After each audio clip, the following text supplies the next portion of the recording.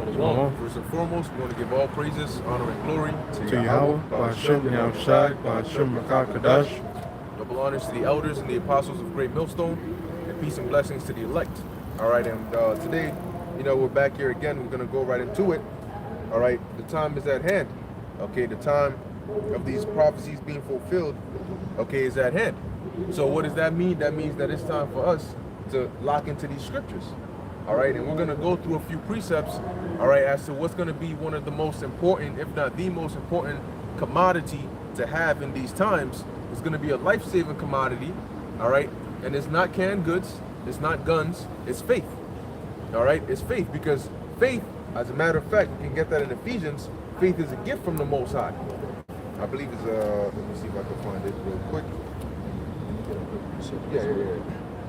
All right, being that the times that we're in, all right, like the brother just mentioned, you're going to need certain ingredients, certain, weapons that you're going to need in your arsenal.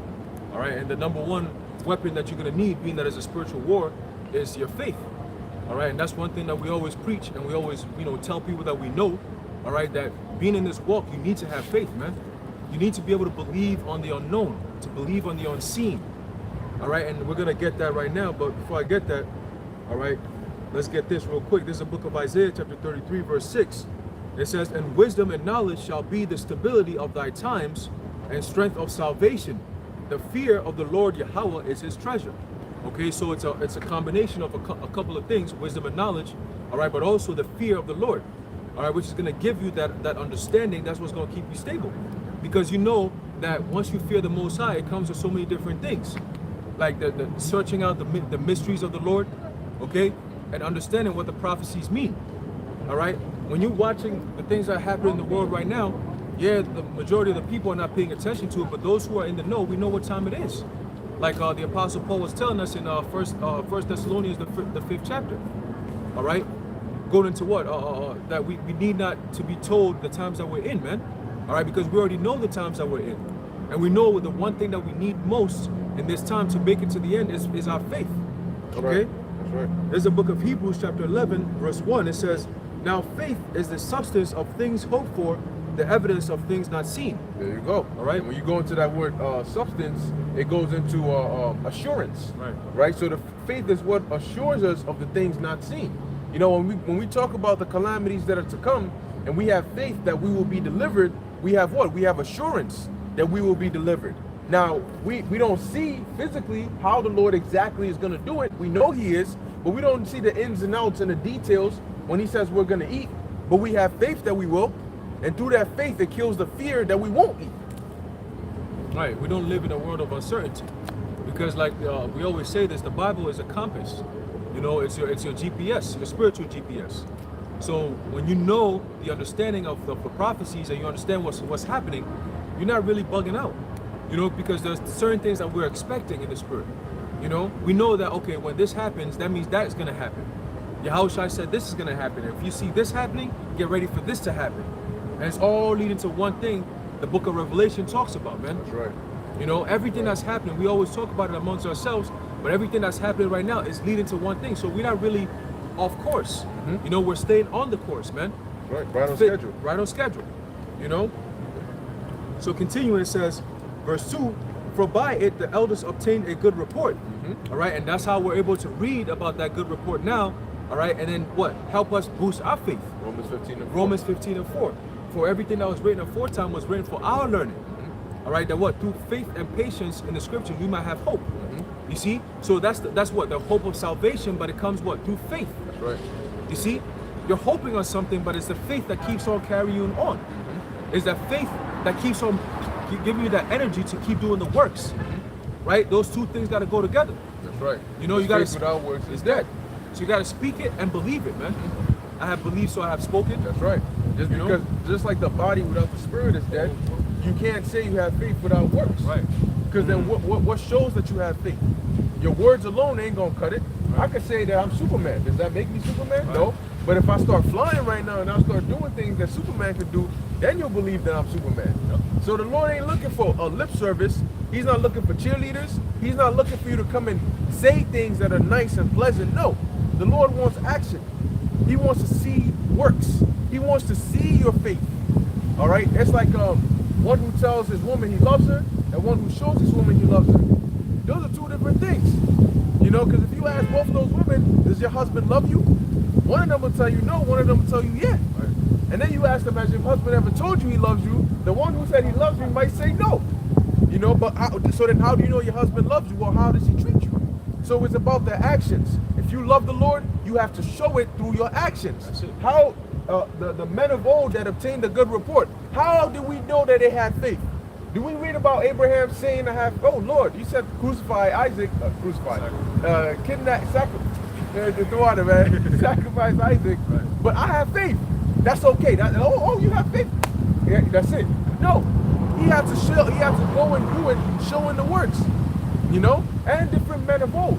It wasn't about talking in lip service. It was about the actions they did. They got up and they got to work. That's faith. Hey, you look at Joseph, for example. When his brothers betrayed him and sold him onto the Egyptians, what happened? He had faith. You see, now if he didn't have faith, he would have never prayed on Yahweh Shem Yahshua when he was in the dungeon in the first place. Right.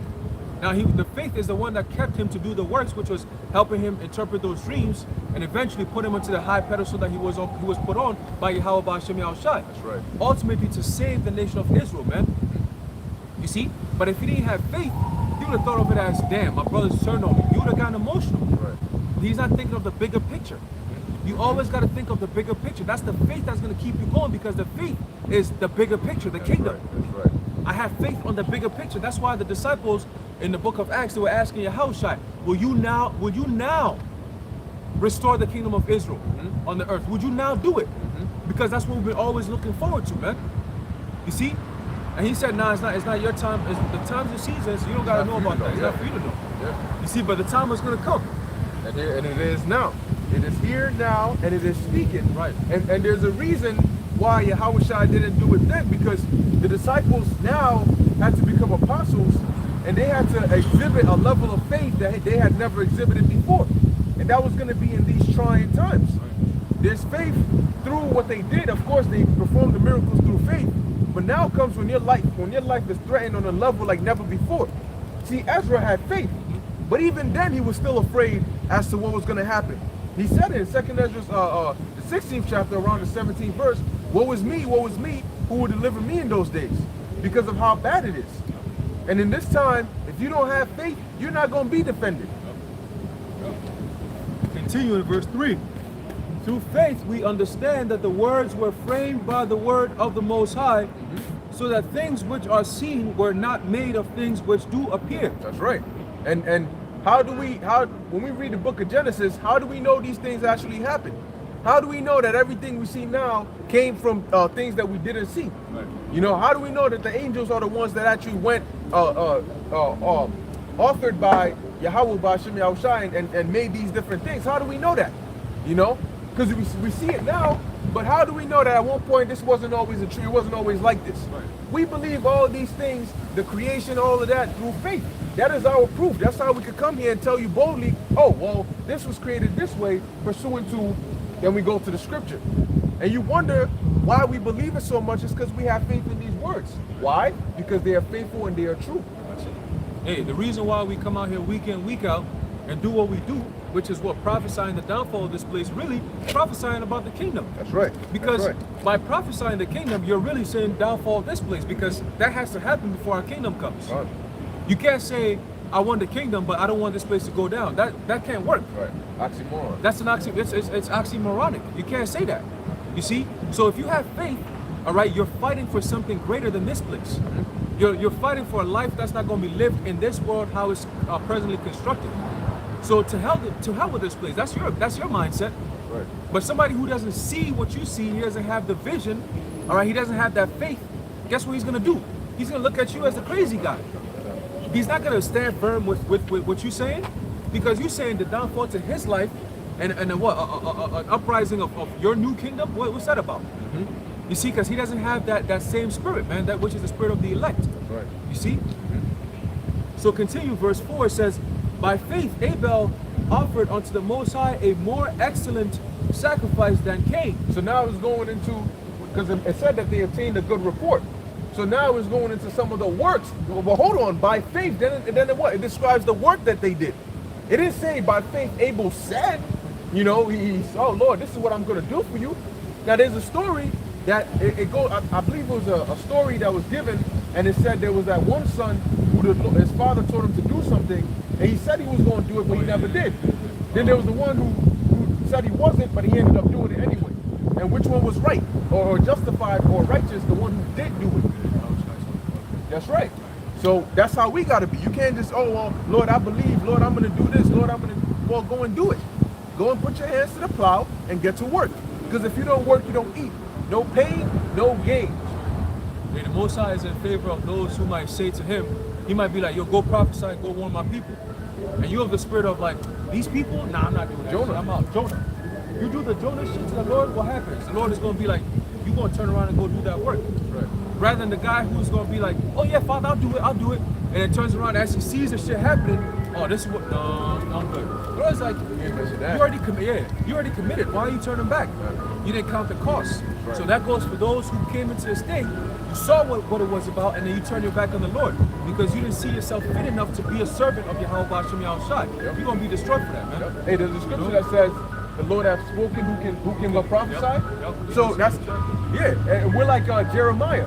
We can't help but prophesy. You know, it's like a spiritual urge within us that we have to let out. That's it. Especially when, look man, and you want to test this? Let them drop some news about the Karagma right now. Let an article come out, something Pentagon, just some new news. Change straight to that. Yeah, man. Everybody's gonna be doing videos on it. Multiple videos, streams, for that period of time, the hot topic is gonna be that. And you can't help it. Because once you finish another video, another thought is gonna come to mind related to it, link it to something that you mentioned earlier, then you're gonna go right back. Because that's how the spirit works. It's like fire. Fire catches on and just keeps on burning. It can't help but burn. If you put fire in anywhere where it can burn, guess what? It will burn. Destroys everything that's bad. You know? And it's contagious. That's it. That's it. Continue, it says, by which he obtained witness that he was righteous, the Most High testifying of his gifts, and by it he being dead yet speaketh. By faith Enoch was translated that he should not see death, and was not found, because the Most High had translated him. For before his translation, he had his testimony that he had pleased the Most High. There we go. He had this testimony now translated. We usually think of one language to another, but the word translate just means from one place to another. You remove from one and take it to another. And that's what happened to Enoch. All right, he was translated, he was taken from the earth in human form and translated to the spirit world. Okay, to where he didn't have to shed this mortal body. And now it doesn't go into details as to how exactly the Lord did it, but we know that the Lord changed him to where he was in a spiritual body, because where he was going was the spirit world. So Enoch was an example as well, because during that time the scriptures say that men started to walk with God, they started to call upon the name of the Lord. So he's an example. All these men we're reading about are examples unto us, men that had faith in their time. Okay, and now we are in our time, the seed of these men, and we are to do the same thing, to carry on the legacy. Because in the kingdom, they're going to be reading about us like we're reading about them. All right? And because we are those men. And it's all going to come full circle in the kingdom when the Lord finally glorifies his men. He glorifies his elect. For all those centuries, all those generations of being faithful and loyal, well, now we got our kingdom where we can shine. The same thing that happened with Enoch is going to happen to us. That's right. All right, because it says that in Sirach 44 when we get there. We're going to get there. But I'm going to get a quick precept as to how it's going to happen. That's right. Okay? Here's a book of 1 Corinthians chapter 15, verse 51. Behold, I shew you a mystery. We shall not all sleep, but we shall all be changed. Now I'm actually going to look in mystery. That's it.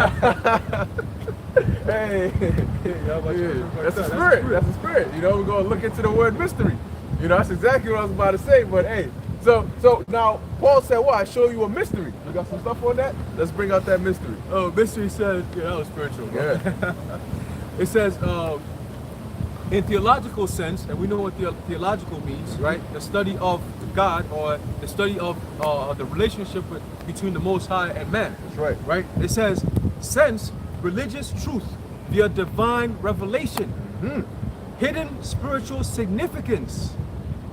Hidden spiritual significance. So Paul was given the understanding of hidden spiritual significance, and he showed that to those that can receive it.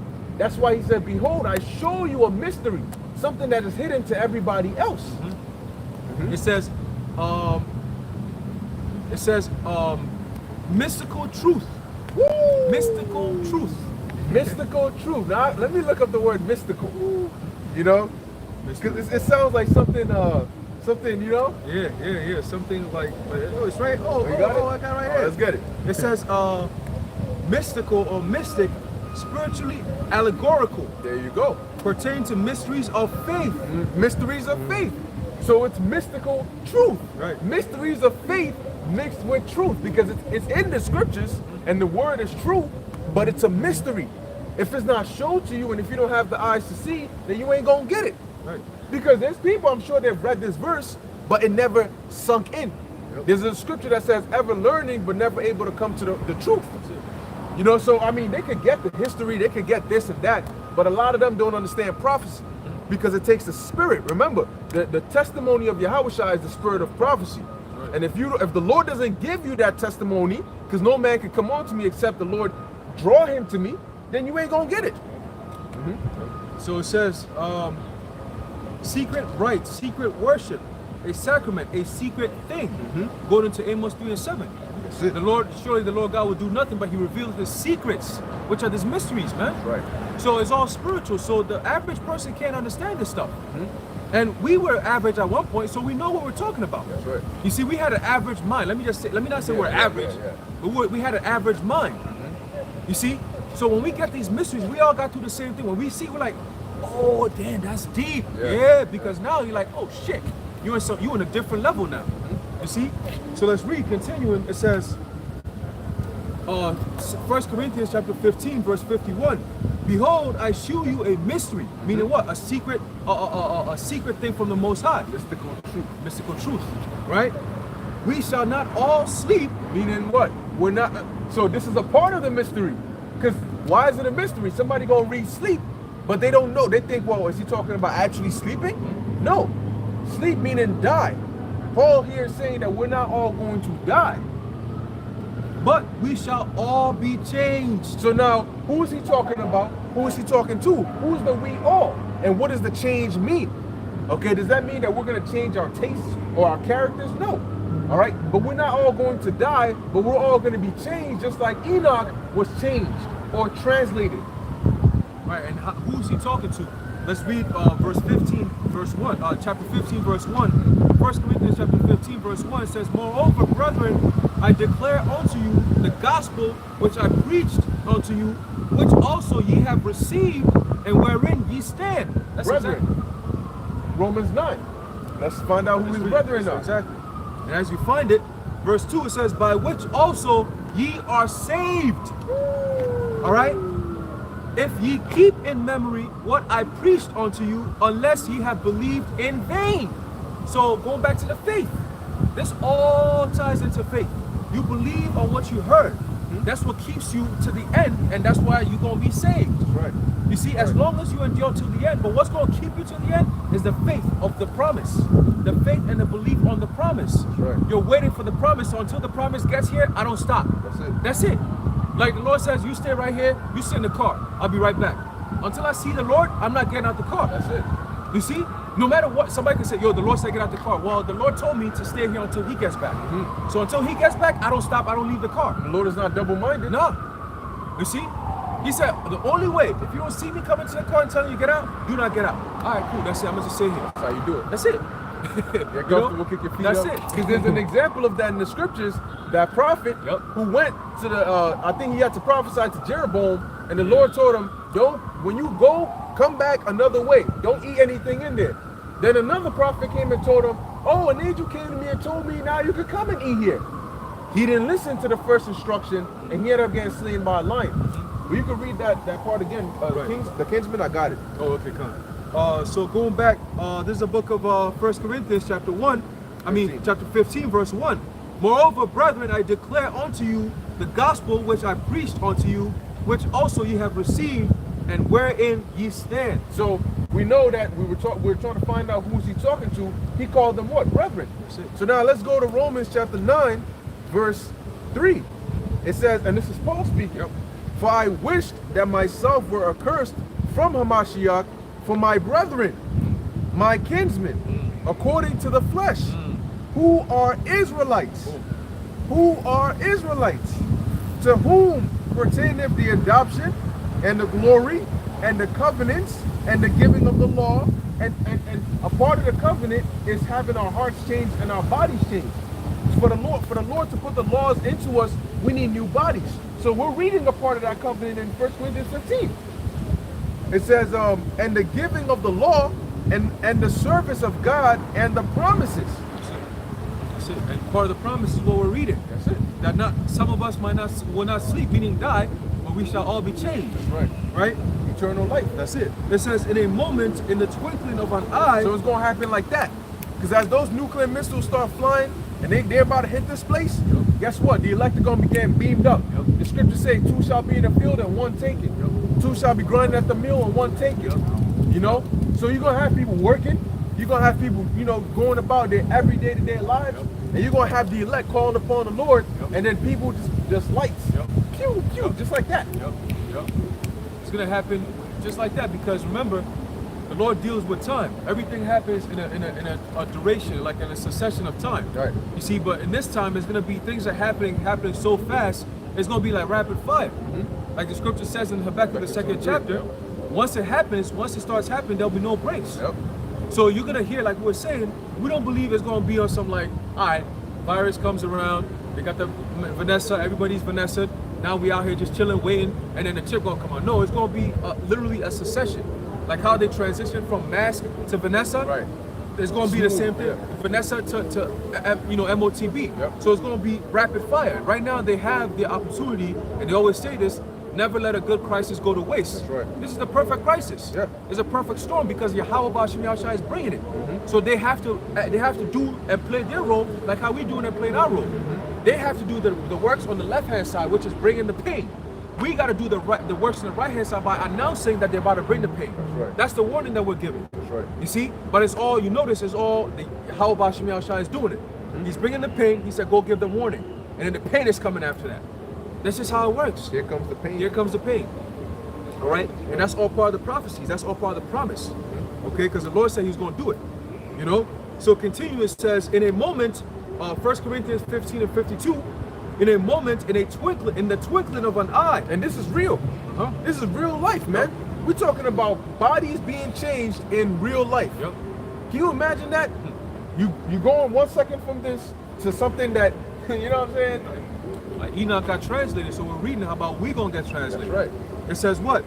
At the last trump, for the trumpet shall sound, and the dead shall be raised incorruptible, That's right. and we shall be changed. And when you read in the book of Revelation, it talks about the 7 vials and the 7th trump, because when that 7th trumpet sounds, that's when the missiles are going to go off.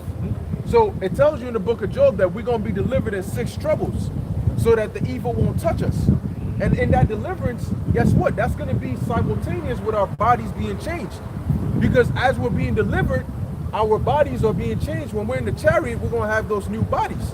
So it's going to be simultaneous. You're going to be delivered, but by the time you open your eyes, you're in a new body. Okay, so not only are we going to be delivered from the second death, but we're going to be delivered from these chains of darkness. Okay, so that we may come down, because the earth is going to be changed. We are going to be changed. The world is going to be changed. The mindset is going to be changed. The age is going to be changed. Everything is going to be changed. It says, verse 53, for this corruptible must put on incorruption, and this mortal must put on immortality. So how is the corruptible going to put on incorruption? We're going to need new bodies, because these bodies are corrupt. No matter how hard you try, you cannot make these bodies perfect. You can't keep the laws 100%. You can't. You might be intending to, and then you might forget. You might forget it's a Sabbath and light a fire, and then have to catch yourself. It's not like you. Hey, Paul said what? It is not I that sinneth, but sin that dwells in me. Because sin is technically built into these mortal bodies. That's why we die. That's why we die. That's why we die. It's the natural thing. We know you're born, you're going to die. That's just the natural way. That's how the Lord set it up. So if you know that the wages of sin is death, and we're naturally known, we know that when you're born, the natural cycle is I'm born, one day I'm going to die. Everybody says it. That's the saying. We're all going to die one day. So we know that sin is just programmed in this lifetime. But in the kingdom, we're reading it and we're going to get there. There'll be no such thing as death. That's right. That means that there'll be no such thing as sin. That's right. Not for us. Not for us. The world will be perfect. That's right. The Israelite world, I should say, will be perfect, man. That means the whole world is going to be perfect. Why? Because the earth dances to the tune of the Israelites, man. Right. Whether you want to hear it or not. All right, right now the earth is in the worst case scenario and the worst condition it's ever been is because the Israelites are in the worst condition they've ever been. Right. All right, why do I say that? Because this is the time where our people have strayed the furthest from their power, Yahweh Bashem Yahushua. And this is the time that the wicked have gained the most power in this earth. Because back then, you know, you had different nations and so on and so forth, but we used to go back and forth, man. They knew about our power. But now people seem to forget. Even the Israelites have forgotten their power, man. That's right. That's right. You see, that's why the ass kicking that's going to happen in this world is going to be one like never before, man. You see, it's going to be one that changes everything. And if you're going to have an event that changes the course of life and history forever, that thing is going to be major, man. That's right. And that's what we're telling you. That's right. And I got a quick precept because you mentioned sinful flesh. Right. This is Romans 8:3. For what the law could not do, in that it was weak through the flesh, the Most High sending his Son in the likeness of sinful flesh. Now, Yahushua came as an Israelite, but it still referred to his body as sinful flesh. Though Yahushua didn't sin, the body was sinful because it has those sinful desires, those lusts. Okay? It says, and for sin, condemned sin in the flesh. So he came in sinful flesh and didn't sin. That's how he defeated death. Because the power of sin is the law, and the power of death is sin. Because if you don't have the law, you can't sin, and if you don't have sin, you cannot die. So when the time comes and we get those new bodies, it's not going to be sinful flesh, meaning we're never going to die. That's as simple as it is. If you don't put your hand in fire, you don't get burnt. It says, verse 54, so when this corruptible shall have put on incorruption, and this mortal shall have put on immortality. So what's that talking about? We're going to become immortal. That's it. It says, then shall be brought to pass the saying that is written, death is swallowed up in victory. That's prophecy. Because it's written that it's going to have to happen. Right. Death is swallowed up in victory. And when you read Revelation, the 15th chapter, it tells you them that have what? Gotten the victory over the beast. And who is the beast run by? The son of perdition, aka death incarnate. Okay? Because this perdition is destruction. So we're going to defeat death. We're going to defeat everything, including death. And that's also meaning that we're physically going to defeat death by defeating Esau. All right, because really Esau is the harbinger of death. That's right. He's the reason why there's death in this world anyway. In the Israelite world at least. Because without contact with Esau, the wicked, there's peace in this world. You see, he's the one who goes around, he says, I'm wicked, but I'm not satisfied with just being wicked. I want the whole world to be wicked. So here's what I'm going to do. I'm going to go around and infiltrate. But you know what? The key nation I really want is the Israelites. Cut them off from being a people. Yes. Psalms 83. So that's their whole mission, is to go against the Israelites, man. And when you go into Genesis, the 27th chapter, I believe the 41st verse, where it talks about where Esau was saying that the days of his father, mourning his father, exactly. And after that, he's going to slay his brother. Yep. That's been their whole goal since that time. When you go back and you read the oath, the Jesuit oath, it's literally an oath that they take to go and destroy the Israelites, man. And I did a video on that a few months ago, or whatever. You know, but when you read these things, you're like, damn, like they actually have like everything. Perpetual hatred. Yes, it's like legit a system. Discrimination, slavery, all this different shit that they do, racism, all this stuff that they create is literally to go against the so-called blacks, Latinos, Native Americans, man. Concept of destruction. Yeah. For the nation of Israel. 101. So continue, it says, oh death. But even in all that, all their efforts, they're still gonna fail. That's it. How much is that gonna hurt? You know, Apostle Ramlov was doing a stream earlier, and he mentioned how it's gonna be like you make this banging. I mean, you know, when you certain meats, it takes hours, and you finally make this banging ass food, and you taste it a little bit before you prepare the plate. You know, you're like, damn, this shit gonna be. Oh, you can't even wait to put it on the plate, and you set the thing up, and something happens, and it all just drops and spills, and then the rest that was on the pot also spills, and then the oven explodes, and you ain't got shit left, nothing. The fire burns even the ashes. And now you there, I mean, he's like, how pissed you gonna be? Imagine that times 1,000,000. That's how these devils are gonna be when the Lord disrupts them. Because the Lord is gonna disrupt them in the most painful way possible. You put in all your effort, you put in all your time, all your energy. You listened and did everything Satan told you to do. And right up when you think, because in the back of your mind, you're like, damn, I really hope this works. And you get deceived because the first few seconds is like, yeah, it's working, and then the Lord just shuts it all down. And you do realize the day Yahushua comes back is the very day you're going in shackles, literally. Literally. You can wake up that morning thinking, all right, you know what I'm saying, let's take care of this. And then Yahushua, that night, you in shackles. Imagine that. One day. That's why the Lord said, I beheld Satan falling as lightning. And the same for us. We're going to go from whatever situation we in to being gods in the twinkling of an eye. To where you're going to be able to fly. You're going to look down like we are above. You know what I'm saying? We are above, literally. Because we naturally have that. You know how many times do we say, damn, I wish I could fly? Yeah. That's your spirit. Your spirit is unlimited. You can do so many things. That's why we think it. You know? But then the body, then you realize I'm in a chains of darkness. Chain. I can't move. Like, I can't fly. Because it's fucking body, bro. You know? But once we get that new body, the mind, the spirit, and the body will be in sync. Yes. What you gonna do then? Esau, you're done, bro. And guess what?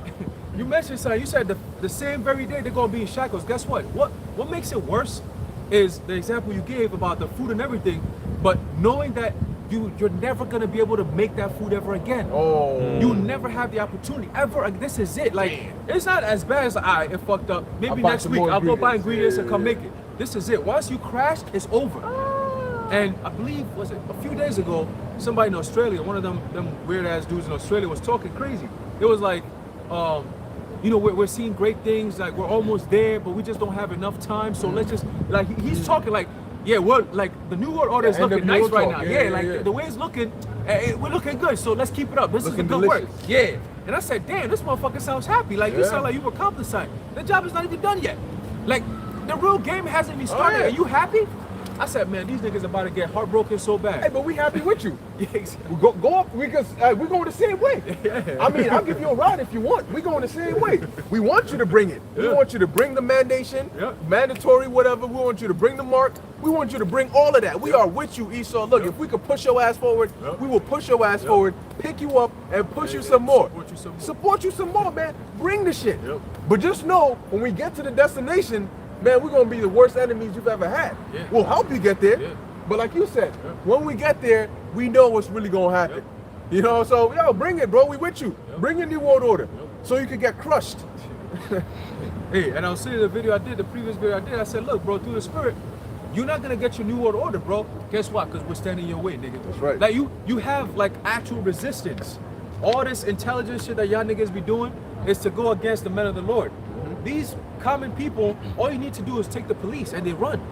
Yeah. How about what happens to you staring dead in the face of freaking autonomous weapons and all kinds of different shit, super soldiers, robots that's never been seen before, and we just standing firm like, bring it, bitch. What you gonna do then? You Like see your brother's eyes start lightning. Like, man, like, you know, this is the nightmare. That Orwellian nightmare is gonna be a real nightmare for you devils, man. Right. The prophetic nightmare. That's what's gonna be for you. That's right. All right. That's right. Because you know why? Because we got the power of prophecy. Nothing overcomes prophecy. Nothing. You know why? Because even the Most High said he's bound by his words. So the Lord ain't going to change prophecy. And if the Lord doesn't change it, it's never going to change. And guess what? Prophecy is on whose side? Our side. According to prophecy, you lose. Sorry. According to prophecy, you've already lost. You know what I'm saying? Hey, enjoy the last remnants of your kingdom now, man. Because it's going straight down. It's going down, down, down. I got a quick piece of Yeah, you got it. And it's a beautiful thing. I mean, why wouldn't we rejoice? The land of our captivity, the land of our slavery is being broken down right before our eyes. The prisoners, all right, that are being held captives, we're seeing the prison shaking. You know what I'm saying? The shackles are getting loose. Each day they get more and more loose. The warden is stressed. Now he thinks he got it, but we really know what's going on. You know? I got a quick precept. This is the book of Isaiah, chapter 19, verse 17. It says, and the land of Judah shall be a terror unto Egypt. Woo! Everyone that maketh mention thereof shall be afraid in himself, because of the counsel of the Lord Yahweh Ba'ashem Yahushai of hosts, which he hath determined against it. Right. So you're gonna see, very soon you're gonna see so-called black men rise up and say, yo, enough of this bullshit. Let's go back to our power. What these men, starting from the great men, the men of Great Millstone, these men, what they've been saying from the Bible, that's us. We got to go back and connect to our power.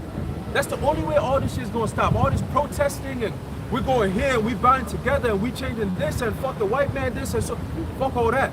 We got to get back to the Bible. We got to get back to our people, our ancestors, and we're reading about it right now. That's right. We got to get back to having faith. That's right. And connecting to our power, Yahweh Ba'ashem Yahushai. That's true That's power. the one and only way we're gonna make something happen in this place. And That's right. I got you right now. And then once that happens, there's nothing Esau can do about it. One of us is a problem. But when you have all of us in sync with our power, it's over. It's over. And that's what we're talking about. Yeah, I just thought of something from what you said. Also, the Judah rousing up it's not talking about the people in Israel today. I was just thinking, like you'll have a nightmare and it becomes so intense that you start to wake up within your nightmare and realize you're in one. And that's basically what we are. Like Neo. You wake up out of the matrix, but you start realizing, the only way I'm gonna get out of this nightmare is if I wake up. Right. Yeah. Right? Or if it turns into a lucid dream and you find a way to fight. The problem is that everybody that is outside of this truth is still sleeping. They're still in a nightmare, but they're sleeping in it. And we woke up to the nightmare and we're finding a way out through the Lord. That's right. That's right. Yes. Yes. The Lord is that voice guiding us out. Yep. My sheep hear my voice. They do follow me. That's it. And if you follow your Yahushua, it's not going to be a nice road. It's going to be turbulence. You're going to have ups and downs. That's what makes it a balance. That's what makes it worth the journey. If it was all straight, perfect, it'll be boring, bro. You'd be like, what's the point of fighting this? This is easy money. When you're driving and it's too smooth, what happens? You start to fall asleep. Right, no turns. No turns, nothing. You just one way. You start getting tired, you start falling asleep. But if it's you gotta keep attention, I gotta make a turn here. Once I gotta stop. Yo, somebody, T-go, oh shit, hold up. There's no stop, so I gotta make sure I'm looking to make sure it's safe. What if this guy cuts over in front of me? When I get point, it keeps you on point. You see, it sharpens you. And that's what you need. You need in these times are coming because it's gonna be too unpredictable. Yeah. Nothing is gonna be stable. Right. It's gonna be unstable. That's right. That's right. So you need to have a mind. Mind. Yes. You see, you got, like we always said, be comfortable being uncomfortable. That's right. So when you're used to this world being all chaotic, when the real chaos happens, your mind is already prepared because you've been so numb to bullshit. Right. You see, so when you see real things happen, you're gonna be like, yeah, this is what I've been talking about because I was forced to live in a fake world. I'm too real to be living in a fake world. Now I'm seeing the real shit happen. I'm in my natural habitat. Let's get it. You see? Yeah. And then now everyone is like, oh my God, my phone doesn't work. The fake life is not, it's not helping you no more. phone doesn't work. The shit that was the driving force, the little escape that you had, Lord took that away from you. Distraction. Exactly. So now you gotta deal with the Lord. You gotta deal with reality. You gotta deal with the natural elements, with Esau, with reality. You see, that's what we're talking about. And it's coming. People are starting to feel it. But soon you're gonna be in it. That's what people gonna really. Yeah, because you know what? As hard as the road is, the Lord has built us for it. Yep. So it's hard, but for us it's doable. We're doing it, and we're not thinking about how hard it is because we're made for it. Yep. And then you got others who are trying to keep up, and they're wondering how the hell you running 100 miles and you're not tired. Yep. They're like, that's 100 miles. After 2 miles, they're like, Yep. they swaying out their eyeballs. Even that. Yeah, even that. They swaying out their nose. They swaying out their ears. You know what I'm saying? They're getting gray hairs. And then they're looking at you, but you're fine. But they know that what you being fine is very abnormal. It's unusual. Well, that's because we were the only ones who were really built to run this course.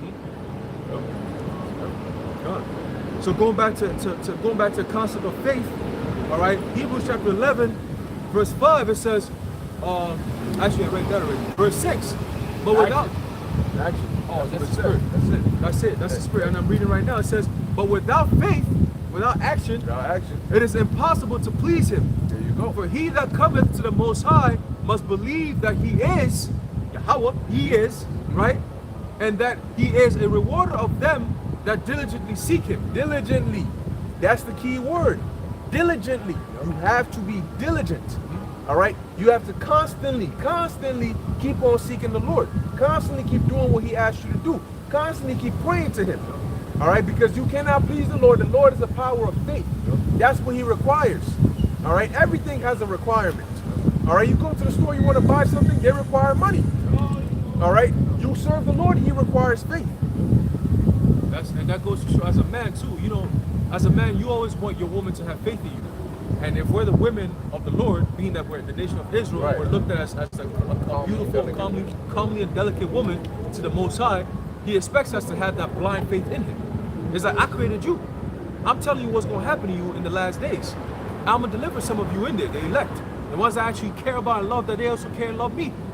And if I do care and love and care for them, I do love them and care for them, guess what's going to happen? I'm going to protect them. All they need to do is have faith in me. It has to be 100% faith. It has to be blind faith. It has to be, I believe in you 100%. That's it. No, nothing else. And that's the only thing it's going to take for you to be delivered. It's having 100% faith in the Lord. Nothing else. No other options. You're not looking at yourself as a potential way to help yourself. You know, when this time comes, I'm going to work a little bit more. I'm going to get a few hours here. I'm going to go here and do this. Don't worry about what you're going to do, bro. Because when reality hits, your plans stop. That's right. So have your faith on Yahweh, Bahashim, Yahweh Shai. And everything's going to be all right. I guarantee you that, man.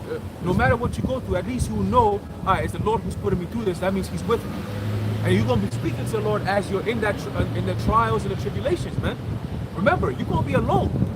Don't think that you're going to be around brothers and, you know, whatever. Nah, you're going to be alone, man. Hey, so hey, you might be around brothers, but then there's brothers who the Lord might separate you on purpose. Right. You know, and then in that point he wants to see, because you know, you got people that may get comfortable because they got brothers around them, or I got a brother's number, and then the Lord might say, no. You and me. You know what I'm saying? I'm the captain. I love you, yeah, I'm the captain now. You know, you and me. I want you to have faith in me. I see you, but you don't see me. Right. But you know what? You see them. Right. Let it begin. The Lord can literally just stop it, put you right there, let it begin. I want to see, test his faith. Yep. And nobody's going to step in and intervene unless the Lord says so. Yep. So the Most High is sitting there, you going through it, but until you do it right, you're going to be in it. Yep. And then he might, you know, maybe you about to die, he might deliver you, Yep. then throw you into another one, Yep. because you still ain't do it right. Yep. And until you do it right, you're going to keep catching this hell. Yep. Hey, the Most High, let me give you a quick example. The Most High is that sniper that's in the dark, in the corner somewhere, watching over us. And we're the ones who are out in the open and there's mad light in the middle of the night. And he could see, he's in the dark, so he could see where there's light at. When you're in the light, you can't see in the dark. And when you're in the dark, you can see where the light is at. So he could see everything. So if you start trusting yourself, oh, well, if the guys come from the back of the truck, I'm just going to do this. Well, guess what? He's the sniper. He's seen the guys coming. You didn't see him yet. So he could take the shot, pop, pop, pop, eliminate them before you even got to see it. So that's what we're talking about. The Lord already knows what's going to happen before you get to realize it. Right. And we're saying, if you trust on him, he'll protect you from the things you don't even see coming. That's right. How about that? That's right. I mean, damn, like he's not just protecting me from things that I'm seeing, but things that I haven't even seen, things that I didn't even think existed. He's protecting me from it. What else? What is that? Just keep the faith in the Lord. Right. I mean, damn, like I can't pay a hitman enough to get that kind of protection that the Lord is going to give his elect very soon, man. Yeah. You see, like the real protection, you're gonna be like, I don't want a hitman for this shit. I want the Lord. The hitman gonna want to Exactly. I mean, we're talking about natural elements, natural disastrous elements. Yeah. What happens when it gets so cold? Can a hitman save you from that? Can't save you from famine. He can't save you from famine. And there's food shortages going on as we speak. There you go. So how do you eat when you say, okay, well, I'm gonna go take the jab so I could go buy food, but then you go to the store and there is no food. Yep. So how do you eat in that time? Yep. People don't think about. You gotta understand that there's gonna be no physical carnal thing, but you're gonna plant in that kind of soil. The tree is barely alive.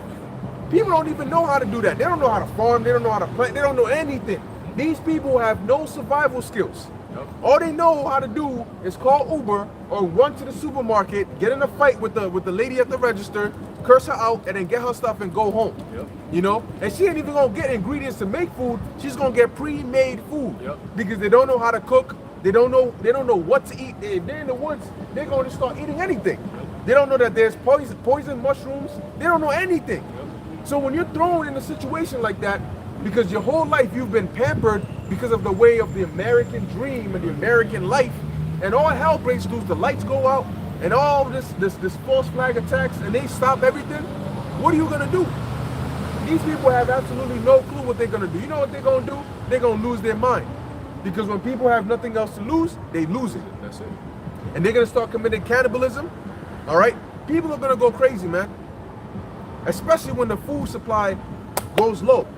Because you're not you when you're hungry, like that Snickers commercial. You're not you when you're hungry. You know what I'm saying? You're gonna be somebody else. The dude ain't slept in 3 days. And all of a sudden he just looks at you. You're like, yo, why your eyes all red and veiny? You know what I'm saying? And he's looking like he want a piece of you. Bloodshot, man. He's getting up and he's coming towards you like, hey, cannibalism is a real thing, man. He looked like he married to a digger woman. That's what he looked like. Yo, stressed out. Stressed out. Yo, there's a book You of got a Second question? Ezra. Or you just listen? No, I don't. Well, we're going to the Bible, the scripture, so. No, bro. There's a book of 2nd Ezra, chapter 15, verse 14. It says, "Woe to the world and them that dwell therein." To the world. So there's going to be nowhere on this planet Earth very soon that you're going to be safe, except if you have the Lord with you. This is important. That's why we preach faith. Because with faith, you don't need to run anywhere else. You can stay wherever you at. But there's going to be nowhere on the planet Earth that's going to be safe. Because the Lord is everywhere. He sees everything. He controls everything. Hey, look, man, we keep saying it, especially to the brothers, to the men. Look, now we're coming to the times where you have to show yourselves men. All this talking is gonna stop. All these guys that don't believe this thing, that's fine. But at some point, you gotta answer for yourself. It's either you're gonna get down or you're gonna lay down or you're gonna stand up and fight for something. That's right. Now, we have something to fight for. We're not here on our own accord. We're here with the power of Yahweh Bashim Yahushai. So we stand for something greater than this world thinks. All right, now, when we go back in history and we read about our ancestors and what they did and what they stood for, look at a man like Daniel, for example. He was faced with adversity. Imagine being told, because of what you believe in, you praying to your God, we're gonna grab you up and put you in a den filled with lions that are hungry and haven't been eaten for days. Mm-hmm. Like, what are you gonna do? Most people in this time, most people are gonna be like, nah, I don't wanna be seen praying then. Right. I'm not gonna be seen praying. Right. Or I'm not even gonna pray at all. Because I don't wanna be in a dungeon filled with lions, you crazy? But that's what we're talking about. Through their faith, the elders received a good report. That's right. And we can read on it today and be like, oh shit, look at Daniel, look what he went through. We didn't see him, we didn't read about him saying, nah, fuck that shit, nah. Hey, Father, look what they're saying. What we gonna do? Nah, he didn't do that. Yeah. He took it like a man. He said, nah, I have faith in the Lord, I'm good. You know, and what did the lions do? They laid around back Daniel. He was probably telling them stories. You know, he sat down, chilled back. He's like, yeah, I'm kind of hungry, but you know what I'm saying? I'm gonna fuck with y'all. You know, look at Meshach, Shadrach, and Abednego. They were threatened to be put into a furnace. And the king was like, yo, make sure that shit is on, like, put that shit all the way up. Man, the person who went to open it got burnt up. He the one taking them into the fire, got burnt before they got there, man. That's how hot this thing was. Did they guess, oh my goodness, what we gonna do? This is it. Like, damn, Father, you said we should have faith. Nah, they kept their faith in the Lord, and they stood firm on what they believe in. Right. So even in the face of adversity, we're gonna come into times where they're gonna say, well, we're gonna have to put your head into a guillotine and chop it off because you're not compliant. You're a risk to society or whatever labels they're gonna put on us. Terrorist. Because we tell the truth. Guess what's gonna happen? We're gonna take it like men. Look at your house shot. Look how he took his ass whooping like a man. We gotta go through the same thing, but guess what? This time it doesn't end the way Esau thinks it's gonna end. There's You don't a get to, standard. thank you. You don't get to kill us this time, bro. This time the tables turn. You know, throughout history, throughout the whole movie, the good guys been getting their ass whooped 24/7. Captivity after captivity, beat down after beat down, disadvantage after disadvantage. We've been at the bottom for so long. But now every movie, at the end, when the movie's about to end, what happens? The good guys win. Yep. They literally overwhelmingly take over everything. Something happens. Yes. Where the good guy gets the advantage. Yes. And you know it's not like those little advantages. No. It's an overwhelming gap Right. between the good guy Right. and the bad guy. There you go. And he just completely annihilates the Yep. bad guy and sets everything right. Yep. And right now we're building to that time, and Esau could see it. He's like, their power is close because they're calling upon that same source. Their power is close, and once they finally unlock it, it's over. We don't have time. Lately, you've been hearing it. Yeah. We don't have time. There's not enough time for this. Yep. Why? Because they can see the spirit rising. Revelation 12. Yes. So everything is moving fast. So people might think, oh, I have till next week, or this ain't 2022 spring. by next month, this world will not look the way it looks now. That's right. Next month, by today, next month, it's not going to look the way it looks now. Then the same for the month after Next that. after that, it's just going to progressively get worse and worse every week, every day, every month, man. That's what we're telling you. So every single day is your best time to get right with the Lord, because the days of mercy, the days of mercy is closing. Yeah, that door gets smaller and smaller each day. Every day, Each prophecy. day. Every prophecy that comes out, every mandate that comes out, every country that comes out with some new shit. That how they're gonna battle COVID-19, but yet every day you wake up, it's getting worse and worse in your personal life. It's not gonna get better. These governments been lying to you since day one. They're gonna keep lying till you get to the grave. Oh, you know, some dude said, he said, hold on. Why do you say social distance 6 feet apart? We social distance in the airport so we can sit right next to each other on the airplane. Yeah. How does that make sense? For damn near 11 hours, 13 hours on Right. end. What sense does that make? You know what? You can have a mask on, or you have to have a mask on, but you can go to an out area and take it off to eat. Right. So if I cough, it only takes one cough. You know how fast the particles travel through our cough? It only takes one cough. I'm allowed to cough and eat next to somebody else at an outdoor dining. Right. But then after that, I gotta put my mask on again. It makes no sense. How about the people that you go grocery shopping? They be like, you see them cleaning off the fucking thing, the belt, like it's some virus. But then there's the same ones grabbing with the stuff that you came with. They grab it and they scan it and they put it in your bag. That's right. Why didn't they scan? Why didn't they clean off the product? Yep. Why didn't they tell you to clean your hands before you touch the product in the store? Yeah. It's all bullshit, bro. You people can't see. Yeah. And guess what? By the time you see it, your ass is gonna be lined up like this, zombie walking into a They concentration camp. They did that with some children. Yeah, I They see got that. the children doing Yeah. the zombie walk. Yeah. Because you got to keep them 6 feet The apart. distance. So keep your hands out as hand distance and your feet distance. Look at that. That's a zombie walk, That's a bro. zombie walk. But people can't see it. These people are done, man, and that's why these elites call them cattle. Yep. Because you can't think for yourself. You people literally follow everything they tell you without question. And now you got people actually questioning, but now they say they're anti Vanessa. Yep. You know what I'm saying? They're conspiracy theories or conspiracy theorists. But hold on, the conspiracy theories are happening in real life.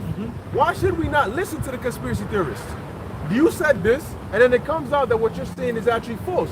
The same CDC director said anybody that takes the shot is going to be good. They're going to be immune. They're all fine. It's Right. perfect. Then the same woman turns around and says, well, based on what's happening in Israel, it seems those who did take the shot are the ones who are spreading it the most. And it's worse amongst them. Wait, something is not adding up. Yep. And if that's the case, and if you notice, why are you now bringing mandates? Right. You literally just came out and said, Right. hey, those who take it are more likely to get it. But by the way, we're going to force you to take it, FYI. Right. And then people say, oh, you know, it's for our own good. Right. It's for our own safety. Right. But The CEO evidence has proved, Salakia, evidence has proved that throughout all history, every child or person that got VD it was sicker than those that did it. Right. And whatever they got the shot to prevent, that's what they ended up getting, as opposed to somebody that did it. Of course. Hey, the founder of Pfizer, they asked him, so when are you gonna take your shot? He like, out. he said, who? His eyes open. What the fuck? He's asking me that shit? Are you kidding me? I should take that? But wait, but aren't you the one saying that it's safe and effective and everyone should? You made it. No, listen. People like me, we don't go around people like, yeah, I'm good. I don't need to He take said that he shit. doesn't want to skip the line. Right. Right? Wait, but hold on. Wait a minute. That doesn't make sense. You're the But first off, you are the CEO of the company that made it. This is a life-threatening virus out Yeah, here. we want you to be saved. But no, you don't want to skip the line? Does that make sense to you? If there was a famine out here, right, and you owned the food pantry, Right. would you sit there and tell them, no, everybody Everyone come go get it. I don't want to skip the line. Right. I'll wait till you eat, and then if there's anything left, I'll take it. If I was the person, I'd say, hold on. Something is suspicious over here. Yes. You try it first. Like the saying that says, a good thing sells itself. Right. Anything that's good, you don't need to go convince people. On our way here, they got buses lined up, coming into your community to give you something that's good since when? To save your life. Yo, listen, when they even giving out free, quote unquote, stimulus check, free money, they mail it. They'll say, here, you take it, and if you don't got it, hey, you don't get it. Some people didn't get it. Some of us didn't get it, some of us did. But this thing, they saying it's a mandate. Why don't you mandate giving money, free money? Yeah, how about That'll that? help everybody. Yeah. All these trillions of dollars that the feds got, why don't you just go around giving free money? Yeah. People, yo, how about you promote eat better? How about you go out there and exercise? Oh, well, now you can't pray. Remember. Oh, yeah, you can't pray now. YouTube says that if you promote prayer as a remedy, that's it for your ass. Right, you're going against the guidelines of the CDC. Who the hell is the CDC? Is the CDC greater than the Most High? Apparently so. Is the CDC who? Are they greater than the Most High? So what the hell are they saying? See, now I ask people this. So this thing that they're giving out, this Pfizer, whatever shit. Okay, if they gave you this bottle right now and they said drink it, would you drink it? I'm not going to drink no vaccine. So why would you take it? The body's made to have anything that goes into the body goes in through your nose, your ears, or your mouth.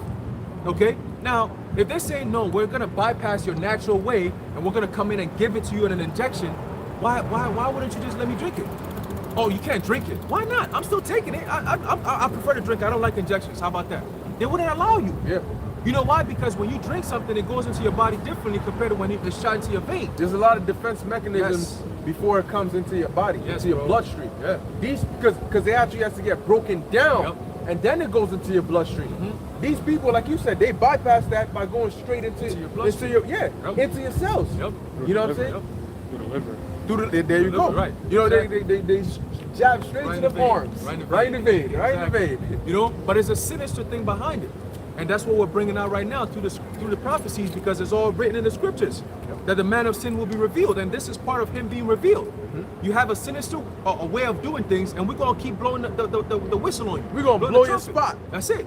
And you're gonna keep getting mad, but that's all right. That's okay. You know, that's all right. That's we're what like pests. Yeah. That just don't disappear. Like That's we it. just keep trying to swat us away, but we just keep swarming you, blowing your spot. That's it.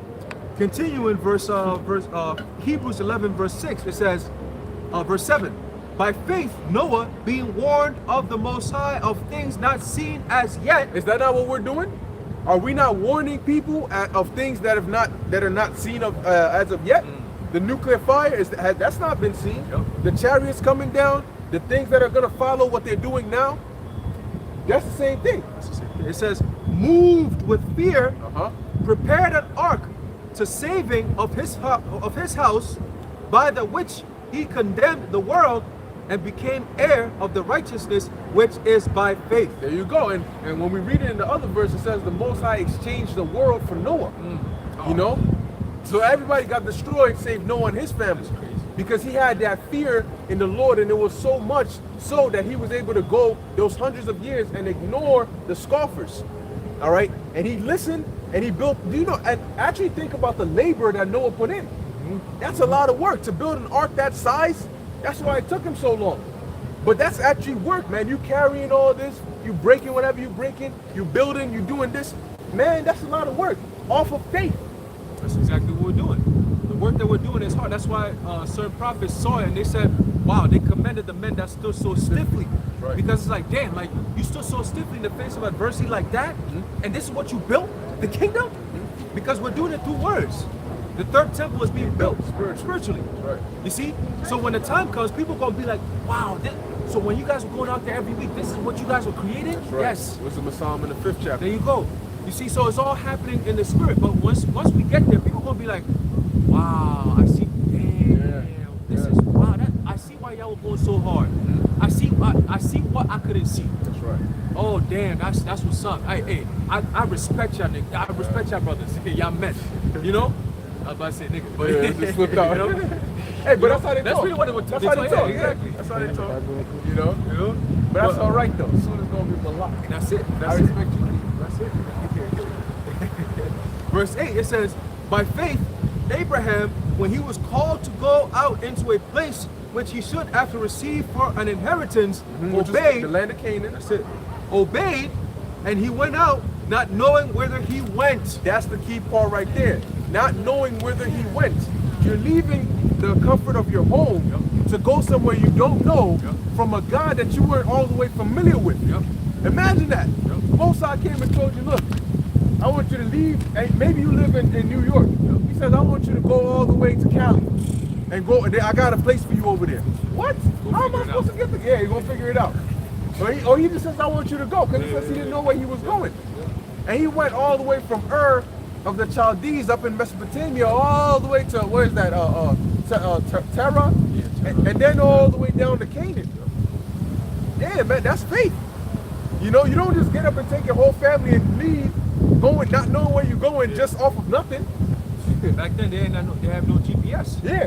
So you just wondering, and then imagine if you have a woman, she probably question like, yo, where the hell are we going? Where we going? Where are you taking us? Like nomads. Right. And he's like, yo, just relax. I said, I know where we're going. But meanwhile, you don't know where you're going. And you're just like, I said we're good, bro. Oh, Lord. Like, yeah, you know, but you keep the faith. Yeah. And then it comes full circle. You be like, you see, I told you, I told you, did I tell you? You see, it happens, man.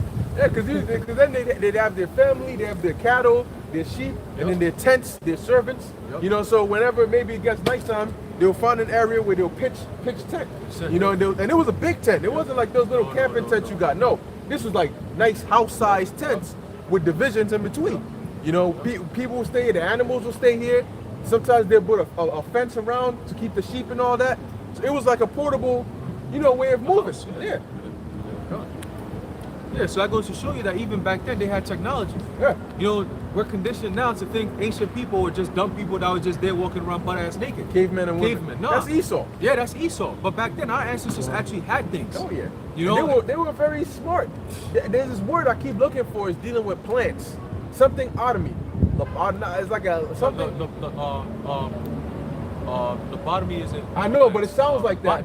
Botany. Yes. The water. Yeah, that's what it was. And they always taught our children that. Yep. Botany, history, and it was all using the scriptures, the scrolls. We learned to read and write using the scrolls. We learned our history using the scrolls. We learned all these using the scrolls. So when you grew up, you had the knowledge, but you also knew how to do certain things, both practical and in terms of literal and metaphorical and all of that put together. And it says Abraham was a man of great sagacity. Look that word up. He was deep. He had great acumen. That's another word. That's it. $100 word. Yeah. Continue, it says, and he actually taught the Egyptians a lot of the things that they use today. Yep. Guess what? We knew algebra, we knew geometry, we knew astronomy. Yep. All right, we knew botany. Yep. We knew all these things, and Abraham introduced to them monotheism. Yep. All right, one God, because those Egyptians are always about that multiple gods, a god of this, a god of that, and Abraham showed them, no, it's one true living power. Okay. They always used to break things down like there's a tree god, there's a fish god, there's a day god, there's this god. Abraham was like, all those little things you call gods are just creatures that were created by the one God. It goes back to one source. There's a power that ignites all and everything. You gotta go back to that source. You can't worship that all and everything, that's too much. You gotta go back to that source. And that's what we do. All right? Quick precept. That's it. Wisdom of Solomon, chapter 15, verse 15. For they counted all the idols of the heathen to be gods, which neither have the use of eyes to see, nor noses to draw breath, nor ears to hear, nor fingers of hands to handle, and as for their feet, they are slow to go. For man made them, and he that borrowed his own spirit, is what the elder put in the chat. He that borrowed his own spirit fashioned them. But no man can make a God like unto himself. You can't create life. No matter how hard you try, you can never create life. And that's what these devils want. The scriptures say that no man has the power over the spirit to retain the spirit. And Esau wants that. And that show you showed me where the dude died and then they sent him to the digital world. Oh yeah, that's there's an angel and all that. Upload. Yeah. Upload. That's what they want to do. So the closest they'll get is your consciousness. And that's what they want to trap. They want to trap your consciousness and then control that. So they can transfer your consciousness into different bodies, and in essence, it's like they have control over your spirit. That's why they want to be like the Most High. They want transhumanism, trap the consciousness, switch it and put it into to digital, and then you can live forever. That's what they always say. But nobody want to live here forever, bro. If you were to leave this world right now as constructed, we still don't like it. How much more thinking of what's gonna be in the next couple months? Yeah. Ain't nobody want to be here, bro. So all this bullshit, like you making it seem like you doing it for all of us. Like, who asked you for this shit? Ain't nobody asked you for this. Leave us a fucking alone. How about that? But nah, oh no, we save your life. Yeah. Biden, hey, people are about to wild out very soon, man. All this oppressive shit is gonna get to a boiling point when there's no food. People gonna snap. Oh yeah. It's getting to that point. You already hear the energy of pro-vax versus anti-vax, unvax versus... division. Yeah, the division is already there. They already planted the seeds. So all they need is take away the food. and then put a little bit more pressure, and that's it. People gonna snap, man. We already see it. Give somebody the blame. You know, these you guys, you can blame them, and you guys, you can blame them. That's it. Oh, one more verse. Go back. Verse 17. For being mortal, he worketh a dead thing with wicked hands. For he himself is better than the things which he worshipeth. Man, you are higher than your own God, and yet you worship it. You made this thing, and you are above it, but you're worshiping something that's beneath you. Vain.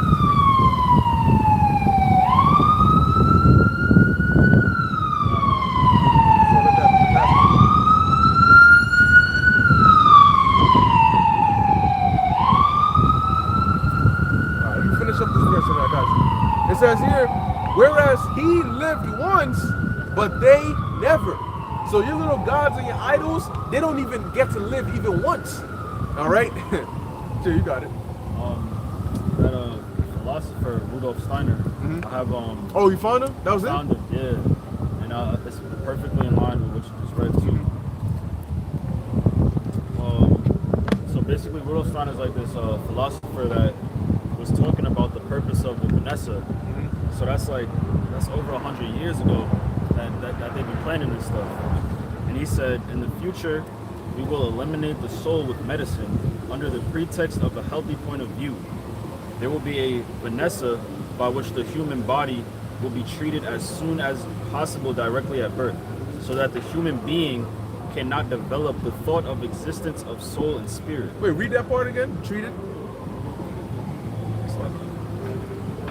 He said there will be a Vanessa by which the human body will be treated as soon as possible direct at birth. You know, it reminds me of what the Pentagon thing is supposed to do. The mark is supposed to detect it and treat it and filter it right away. You know, so it would make sense if they were to put that tag. I mean, they're gonna put it in babies anyway.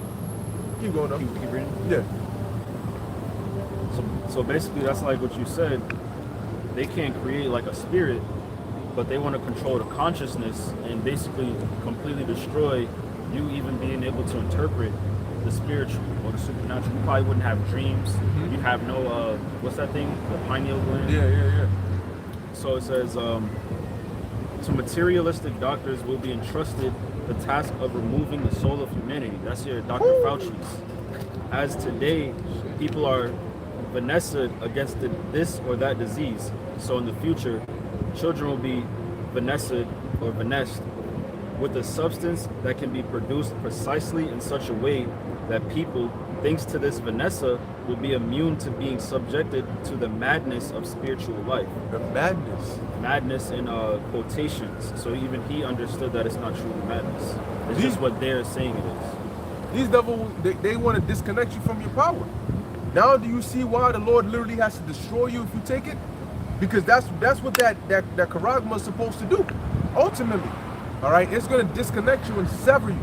All right, your binding contract is going to be now with Esau Edom. We've already bound ourselves with the Most High, and that's why we can't take anything else. But this devil wants to brand you as his. They're cutting people off from nature. Now, it's so crazy to the point where when you come around nature or anything that has to do with animals or just nature itself, people lack to understand. They don't know how to deal with that stuff. They look at it more like it's a strange thing. Because, I mean, if you live in a place like this every single day, and you're thrown into like the forest or the wilderness or something like you mentioned earlier, you're not going to know how to operate. Right. You see a deer that is food that you should instinctively attack it as food. They're going to run away. You're going to run away thinking, oh, it's coming for me. How you going to survive? They're going to come there like, yo, you can have me. You can have me. You're going to say, yeah, exactly. Like, what do I do? Kill it and eat. Bryce, kill it and eat. How you think you're going to... Hey, well, that's the thing. A lot of people going to starve because they're afraid. Yeah. Bro, that's what we saying. Like, in them times, bro, anyone who got the spirit of fear, don't come around us, bro. Because we're gonna shift into a different gear.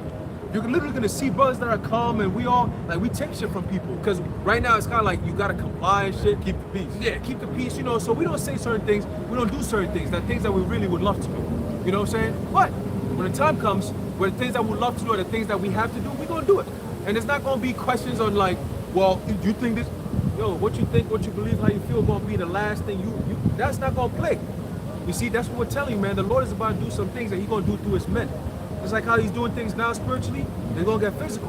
Yeah, Esau want to get physical, right? So we all gonna get physical then. Yeah, And we're gonna see who's gonna win. It ain't gonna be like, oh, well, I pay rent too, so we all gotta agree. No. No, it's gonna be, look, I'm going my way. Right. Such and such just so happen to be with me and they want to go with me. You tagging along, so you better shut the F up and listen. Because if not, you can go your way. Nobody's keeping you here. Nobody wants you here. So how about you be quiet and listen, or you can walk down the street. You know what I'm saying? At that point, I mean, yo, like there's gonna be people in their true nature. If you piss somebody off, what's stopping him from beating the shit out you? And if he doesn't have restraint, what's stopping him from killing you? He can literally just strangle your ass and put you to death and throw you over the woods somewhere, and then what? So you're gonna be real careful how you, especially, you got people that are weak but talk tough. It's always them. Yeah, and they know that if the dude got angry and set off on them, he can't fight. You can't do anything back, and he's gonna beat your ass. And what's gonna stop him? Cops ain't there. So what you gonna do? You gotta think, The man. next man is not gonna step in there and fight for you. He gotta fight his own shit. Yeah. He got the military up his ass. You think they gonna stop? Oh, nah, the girl's getting fucked up over there. Let me go. Nah, bro. He be like, yo, y'all keep, she was talking shit last week. Keep it up, my nigga. Yeah. You see, cause that's what y'all, you don't know. You women don't have the spirit of humility. Yep. You like to talk shit. Sometimes, look, some men of the Lord, look, we don't like shit like that. Like, if anything, just be calm, bro. You know what? You calm. You could be around. But all that talking shit is like, yo, what are you doing all that for? Like, you can't do shit. Like, if shit really was to be real, you can't live in the real world, bro. Yeah. It's aggravating. Yeah, man, stop doing that shit, man. It's aggravating. Like, if especially you're not built for it, but you know what I mean. You don't know how to be quiet. You know what I'm saying? Like, got it. Going back, this is the book of Hebrews, chapter 11, verse 9. By faith, he sojourned in the land of promise, Still dealing with Abraham. as in a strange country, dwelling in tabernacles with Isaac and Jacob, and it says the heirs with him of the same promise. Why? Because over there, you still had the Canaanites that were living there. And slowly but surely, the Lord started driving them out, gradually. Okay, but he still let Abraham know that, look, that land with all these people right there, that's yours. And that's going to be for you and your seed. And we are that seed, that joint heirs with Yahushua. The heirs is talking about us. Now, going all the way from Abraham, Isaac, and Jacob to the 12 tribes, that's going to end up becoming 12,000 of each of those 12 tribes. That's going to make 144,000. You see, so it all goes from the top all the way to the bottom, from Genesis to Revelation. All right? And it all starts with Yahushua. It says, verse 10, for he looked for a city which hath foundations, whose builder and maker is the Most High. And that's what we're looking for as well. That's the kingdom of heaven. Okay? Go ahead. Are you good, son? Yeah. Okay. That's the kingdom of heaven, and that's what we're looking for. All right? We don't want this world. For here we have no continuing city, but we seek one to come. That's why we're never really at home over here. All right? This is a temporal place. This place is not for our prosperity. This place is not for our home. Okay, this is a punishment, and that's why it's going to be destroyed. That's why the Lord said, arise ye and depart, for this is what? This is not your rest. For it is polluted, and it shall shall destroy surely- you, even with a sword destruction. All right, but let's get a quick precept. All right, going back to that building. All right, going all the building that we've been doing all the way starting from Adam. Adam really, Yahushua, all the way through Abraham onto us. That building is also spoken of in Revelation 21. It says, there's a book of Revelation, chapter 21, verse 12. And had a wall great and high, and had 12 gates, and at the gates 12 angels, and names written thereon, which are the names of the 12 tribes of the children of Israel. So that's talking about the building, all right, the city. So going back to Hebrews chapter 11. That's right. All right. In Revelation 21, it gives you the layout. Yep. So the Lord has a blueprint. He showed John the blueprint of how the kingdom is going to be built, the fundamental and the foundations that are going to be in there. The names of the apostles, the names of the 12 tribes. It's in there. The different stones. Jasper, all Yeah. that. So we're going to have a blueprint. Yeah, it's right there. Yeah. I just wasn't going to read it. Yeah. And we're going to tell them this is how you're going to do it. You're going to do it, bitch. That's right. Verse 11, it says, through faith, also Sarah herself received strength to conceive seed, and was delivered of a child when she was past age, because she judged him faithful who had promised. Because even though she laughed in her head, she still was a faithful woman. Yep. And she understood that ultimately that was an angel. Yep. You know, and she believed, okay, on to the point where Isaac was born. Yep. And she was past the age, man. Yep. Way past the age. Yep. Like a few decades, man. Yeah. Verse 12, therefore sprang there even on one, and him as good as dead, so many as the stars of the sky in multitudes, and as the sand which is by the seashore innumerable. And that was Abraham. Yep. Okay, he was as good as dead, meaning impotent. The fact meaning he was an old man, or you have an impotent old man, meaning he can't catch heat, he can't catch an erection, you know, to have seed. Like, because that's how they tested David before he died, to see if he was gonna die or not. They brought a nice young woman, Abishag, Issacharite, I believe she was, and they brought her to see if David would get hard, and they would determine if he did, then they would know he would live. But if he couldn't, that means he was dead. He was almost dead. So that's why he said as good as dead, because Abraham was old, and he couldn't catch that heat. But how come a man that old and a woman that old were still able to have children or have a child? And that was a very special child. That's it. That child only came by through faith. That's right. See, it says, we just read it. It says, verse 12, therefore sprang there even on of one, and him as good as dead, so many as the stars of the sky. That's why the Lord told him, I will make you a father of many nations, a father of a multitude.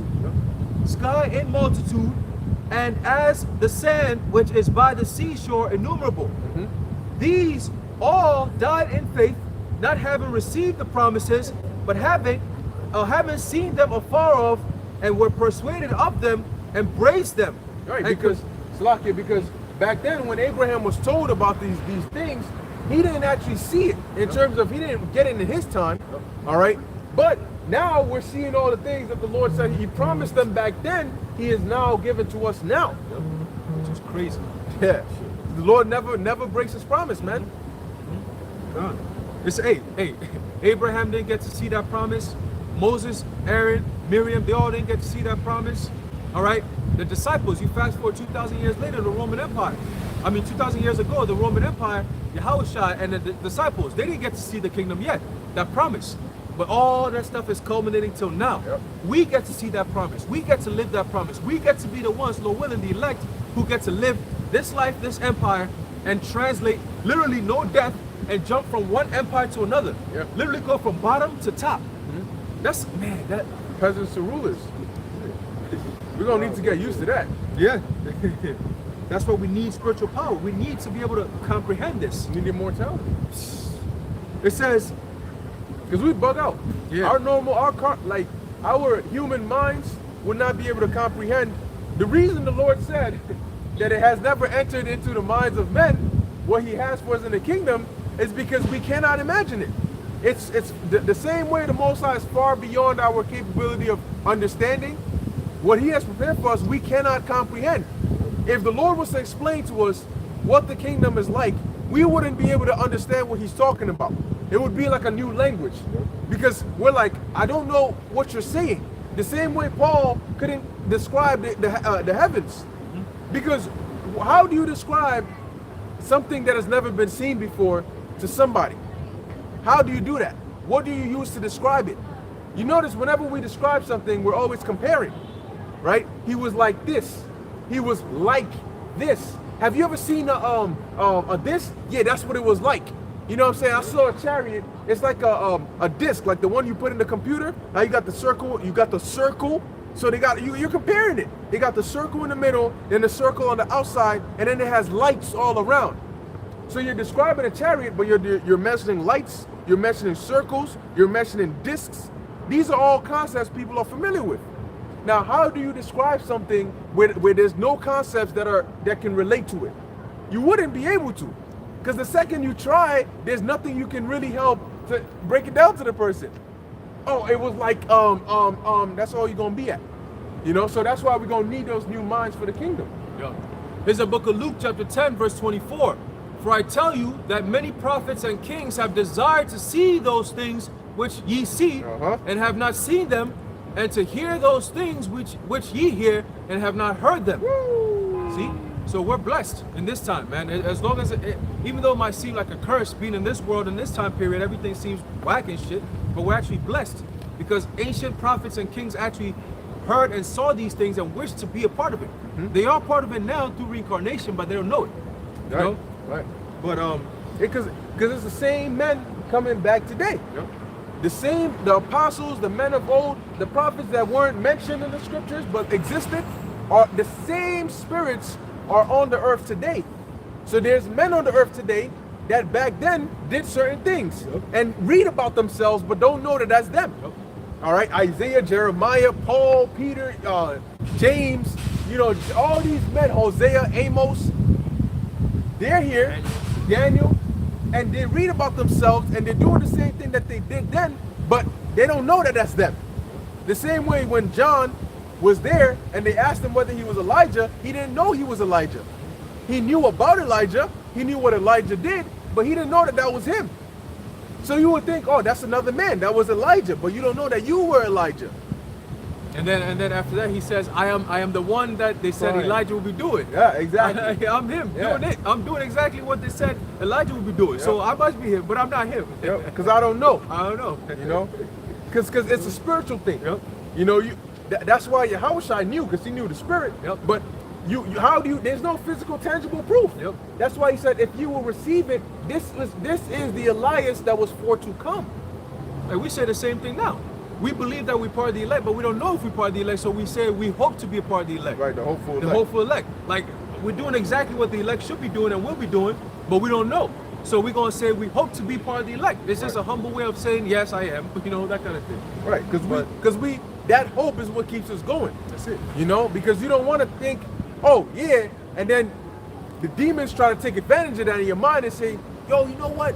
Why are you still hoping? Right. You already know you are, man. Right. And then that one last second before the chariots beam you up, you do some fuck shit. And then you realize you're not getting beamed up. And then you're like, wait, what the hell happened? I thought I was up. Oh, that's the thing. Damn. So you'd rather be hungry chasing the food than to think, no, I already got it. Yep. You know, when something's about to drop and you think in your head, oh, I already got it. It's over. That shit It's gonna slips drop. and it falls. Yep. You know? But if you already in your mind, it's over. You're getting ready to get a new phone. Some way, somehow, you're going to catch that phone. Yeah. You know? Yep. So continuing in Hebrews 11, verse 13, it says, these all died in faith, not having received the promises, but having seen them afar off, and were persuaded of them, and embraced them, and confessed that they were strangers and pilgrims on the earth. And the Lord say via Ezra that we're going to have to be pilgrims in our time. Yep. And guess what? They saw the promises afar off the same way we see the kingdom afar off. Yep. Through faith. Because it's been told to us and we believe. Yep. Ain't nothing wrong with that. Really, there's everything right with that. It says, verse 14, for they that say such things declare plainly that they seek a country, the kingdom. Yep. That's all we always talk about. Yep. Everyone who's around us, they always hear the same thing. Yo, don't worry, in the kingdom, that's what we seek for, right? It says, and truly, if they had been mindful of that country from whence they came out, they might have had opportunity to have returned. That's Just like in Salaki, No, you good. I was gonna say, just like in Egypt, when they left and they kept thinking about it, guess what? Some of them wanted to go back.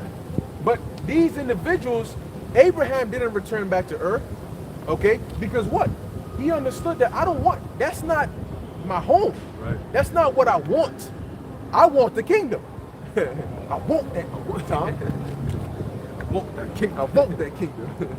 Verse 16, it says, but now they desire a better country, There you go. that is, an heavenly. Wherefore the Most High is not ashamed to be called their power, for he hath prepared for them a city. Yeah, that's right. And that's why Yahushua said, I go to prepare a place for you. If it were not so, I would have told you. So it's all set. It's all set. It's like everything is set and it's just waiting for us to finish the thing. You know, as we're running the race, the Lord is setting everything up. And he's just waiting for us. He's like, look, just cross the line. Everything is set up waiting. The parables he gave, he said the marriage is set, go and bid them to the marriage. The supper is made, just go and tell them, just come and eat. And you got people making excuses. You know, oh, I just got a wife. Oh, I just got a house. I just got this. Hey, look, bro, I just got a wife where she can wait. This is the most important marriage I gotta go to. This is the most important dinner I'm gonna eat. And then after that, I can deal with my wife. You know, and hey, Lord willing, maybe she could come too. You know, but you got to put this first, man. This comes first. You know what? This truth is gonna get you a wife at the dinner table. Yeah. Your wife is not gonna get you to the dinner table. Yeah. You gotta get there. Yes. You see what I'm saying? We're trying to get to that table. Once we get there, everyone that we love is gonna come with us. That's it. But right now, if you're chasing after everyone you love, you can't get to that point. What you gonna do? Who's gonna get you there? Thank you. You gotta get there first. That's right. Just get there. That's right. I wanted to make a point about the reincarnation and that where those men coming back, and it's related to the Y chromosome. I was telling you, I got more info on it because I looked it up a little more, and basically, for those of you watching, if you don't know, like the Y chromosome, the X chromosome, basically men have a Y and an X chromosome, and women have two X's. The Y chromosome is only passed down by your father, and it's passed without recombining into any of the other DNA. So it's literally a replica passed down from your fathers from thousands of years. And they have studies on this, and this goes all the way back to our common ancestor, who is Noah. So this is a study from two scientists, and it says about 89,000 years ago, and we know it's not really 89,000, but about 89,000 years ago, the grandfather of all modern men was born in Africa, but he wasn't born in Africa. We know that the flood happened. Right. But check this out. His sons and extended family, right, everyone that was on the ark, lived close to home for many years, but then a handful of adventurous young men traveled far afield, and their descendants set foot in Europe, Asia, and Australia, and those are the Gentiles. So they literally were able to study and trace where they went out into the world. But when you take it out of the scriptures, they say it's a fairy tale. Right. Yeah, because you had Japheth going around there. You had Ham coming more Canaan and more south to Africa, and then you had Shem. A lot of Shemites were in Mesopotamia. Thank you for specifying that. And it says, further down in the article, it says, although the Y chromosome is passed intact from father to son, once in a while, an alteration will occur in the chromosome's DNA. A single DNA letter will incorrectly replace another, causing a permanent change in the chromosome's genetic sequence. So basically the point I'm getting at right now is that after a while, the Y chromosome can possibly change. And that's how you get different nations. You can't pass on another man's Y chromosome, but after a while it alters. And why is that? That's something that only the Lord can explain. Right. Right? Because it's supposed to be impossible for the Y chromosome to change ever, but yet it does. And that's why another man can't, like Esau can't simply interrupt the Israelites' bloodline, which he's tried to do. He's trying to do it today. He's still trying to change our genetics. You just can't do it. Right. An Edomite cannot produce. So from what the article is saying, which makes sense, an Edomite cannot produce Israelites. Exactly. Because an Edomite can only pass down an Edomite Y chromosome. And an Israelite can only pass down an Israelite Y chromosome. Exactly. Even though they're all Y chromosomes, they're like variations of the Y chromosomes. Okay. And that's where you get where the Lord says, I put two nations in thy womb. Right. Esau had a totally different Y chromosome. If you want to break it down scientifically, right. Esau had a completely different Y chromosome, and he ended up creating his own nation, and that's something that the Lord set up. A man can't change his own Y chromosome. It's impossible. Now check this out. I gotta do some research on that too, man. And this goes further into your ancestors coming back. There's this thing called epigenetics. And epigenetics is the study of how your behaviors and environment can cause changes that affect the way your genes work. Unlike genetic changes, epigenetics are reversible and do not change your DNA sequence, but they can change how your body reads a DNA sequence. So basically it's about how you express your genes. So your father, like for example, your father, let's say your father was 6'2", you're 5'10", your great-grandfather was 5'10". So for example, your epigenetics is the way your Y chromosomes are being expressed. So essentially, you are your great-grandfather coming right back, and it's expressed through epigenetics. Oh, I see what you're saying. See? You inhibit the same characteristics. Like, you know how people be like, yo, your grandfather used to look, oh, your great-grandfather used to do that. You are possibly expressing those same genes he expressed, and that can be a scientific way of seeing reincarnation. I see what you're saying. Yeah, that makes sense. When you I'm definitely gonna look into that, do some research on that, get the inside scoop, because that makes sense. I see what you're saying. You know, like if you got like I'll give you an example, right? Let's say that you take your car as your body. Now we all drive. We all know how to drive, but we can drive a certain kind of way. Now, maybe you drive one way, and I experienced that. And then maybe something happens, and then your great-grandson, I'm in the same car with your great-grandson, but he's driving just like you. Yeah. He stops just like you. He says everything you say it, when you do this is how you park, this is how you do this. I'm going to know that, yo, hold up. That's probably you, because the way he accesses that car is the same way you would access that car, and it's unique to you. So the same way you access a body when you're in it is the same way you always access it. So whenever you come down as a spirit on the earth in a body, you inhibit the same characteristics, because that's the way your spirit is designed to access that body. And that Y chromosome stuff is yeah, that's definitely on point, because that's how you can have Lot. From Lot, you have Ammon and Moab, but Lot came back as an Israelite, you know. And then from Isaac, you have Jacob and Esau, which are two different nations passed from one man. So that variation. Abraham, Isaac, and Jacob. I mean, Abraham and Isaac don't come out as Edomites through Esau's line; they come out through Jacob's line. Yeah. You see, because that's the covenant exactly. from them. Hey. One more point. So basically, this is also like the brothers say this all the time.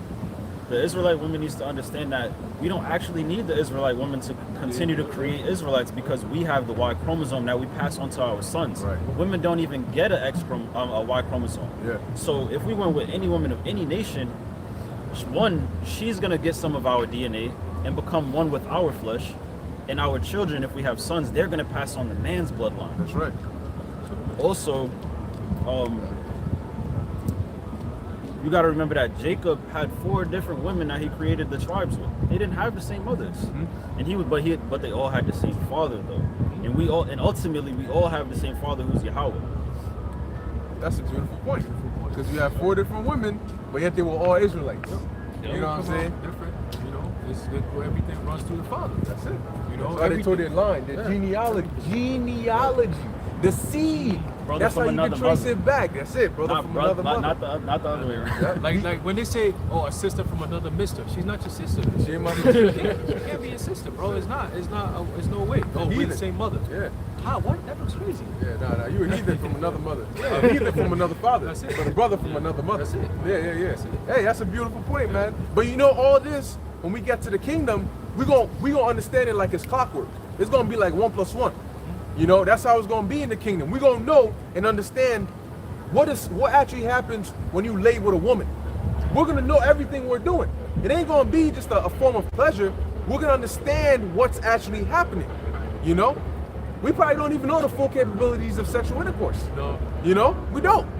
Way Esau works. Yeah. But hey, we gonna know it all, man. Everything is gonna be beautiful. We'll be God together. That's it. So continuing, what do you want me to stop? You want to read them real quick? Yeah, read them. Where we at? Where is it? All right, stop after Abraham, and we'll jump to Sirach. So continuing, verse 15, Hebrews chapter 11, verse 15, it says, verse 16, but now they desire a better country, that is, an heavenly. Wherefore the Most High is not ashamed to be called their power, because right now people don't want to call upon Yahweh B'Shem Yahushai. It's frowned upon to even do that. Yep. Everyone want to do their own thing and look like they deep, like they their own shit. The conscious community, the Kemetic community, everyone is doing their own shit. Completely fucked up. Yeah, but soon it's going to be Yahweh B'Shem Yahushai, nothing else. That's right. Ye shall Order. have no other God besides me. It's Yes. going to come back to fruition. Yes. You know? Order. That's right. It says, wherefore the Most High is not ashamed to be called their power, for he hath prepared for them a city. And that's why the Most High is going to stand up for us. Yep. Because he's not ashamed to be identified as our power. Right? Because that's why he only gave his name to us, especially now. You know, because the Kemetic people don't call upon Yahweh B'Shem Yahushai. No group calls upon Yahweh B'Shem Yahushai but us. So when the Lord stands up, he's going to be known as the God of the Israelites. Because he's not ashamed to be known as our God. Because we believe in him. Now, the Kemites were calling upon him, and he rose up for them. That's going to be a disgrace, because then people are going to think of Yahweh as a Kemet God. He ain't no Kemet God. Yeah, no, hell no. That's just, man, you get struck by lightning, you play around like that. That's it. It says, by faith, Abraham. Yeah, I think that's it. All right, so let's go to the book of Sirach 44. Ecclesiasticus 44. All right, and hey, guess what, man? We gonna get that too, you know. So we got a lot of blessings coming our way, and it's as easy as having faith. Just imagine that, and we got it now. So now all we gotta do is just wait. Just wait.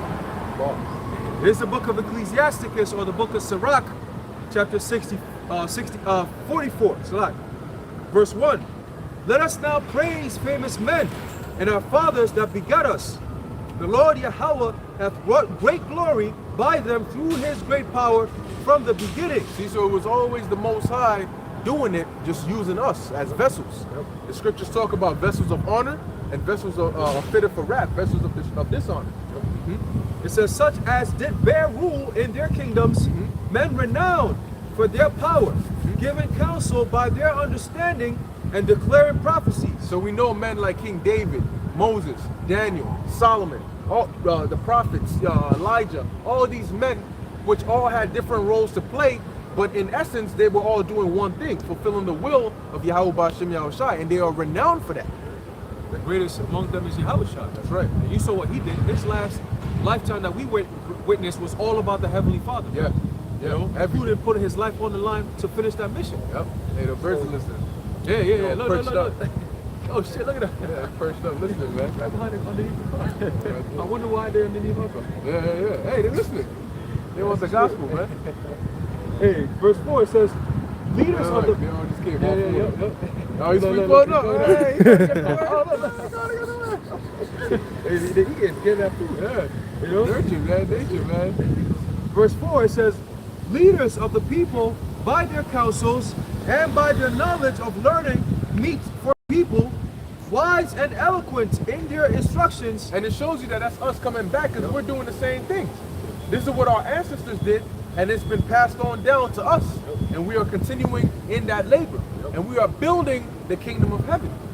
And Baruch Tha Yahweh B'Shem Yahushai for that. That's right. It says, through this the treasures are opened, and clouds fly forth as fowls. There's those chariots. Okay? Woo! The treasures are open. The treasures are open. Damn. It says, by his great power he maketh the clouds firm, and the hailstones are broken small. At his sight the mountains are shaken, and at his will the south wind bloweth. That's the power of the Most High, man.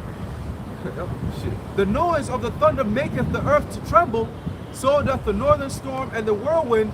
As birds flying he scattereth the snow, and the falling down thereof is as the lightning of grasshoppers. So it's going into the glorification of the Most High. Now, you ever heard thunder so loud and move things? Yo. Remember that time when the thunder sounded and the car alarm started going off?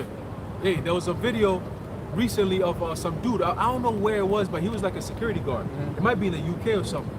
And there was a lightning strike that was thunderous, like it sounded like a gunshot, but it was powerful.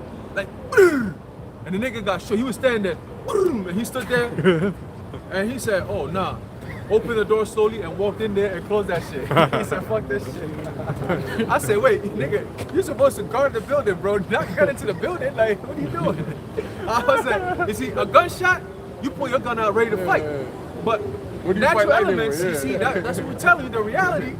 When the Most High speaks and nature quakes, everything is quiet, bro. Oh, nah. Hey, but that's the elect gonna be like that. Because it says we're gonna run, the name of the Lord is a strong tower, a defense city. We're gonna run into that. And that reminds me, there was a brother who was he was teaching, and there was lightning that struck right in front of him. You know, boom, right then and there. And you could see in the moment, he was kind of like, oh, shoot. Then he realized, Yeah, that was he's like, like, oh, oh, shit, shit, I'm yeah. trying to use what I just said. Because he was talking about something like that, like the power of the Lord. And then the lightning strike, boom, lightning, there. boom, just like that. And he's like, oh, that was, I was like, oh shit, that sounded like a gunshot. I was like, damn, brother, what's going on in front of you? Because it's behind the camera. So you see you see his reaction. I was like, lightning oh strike. shit, that's powerful, man. You know? Hey, very soon, it's gonna be like that. We can command it. We're gonna be speaking, and then the spirit go boom, and then you go boom. We'll be like, yo, bring that out again. Boom, bring it out again. You know, hey, the Lord's gonna be doing things, man. We're gonna see. You know? So continuing verse 18, it says, the eye marveleth at the beauty of the witness, or slack at the whiteness thereof, and the heart is astonished at the rating of it.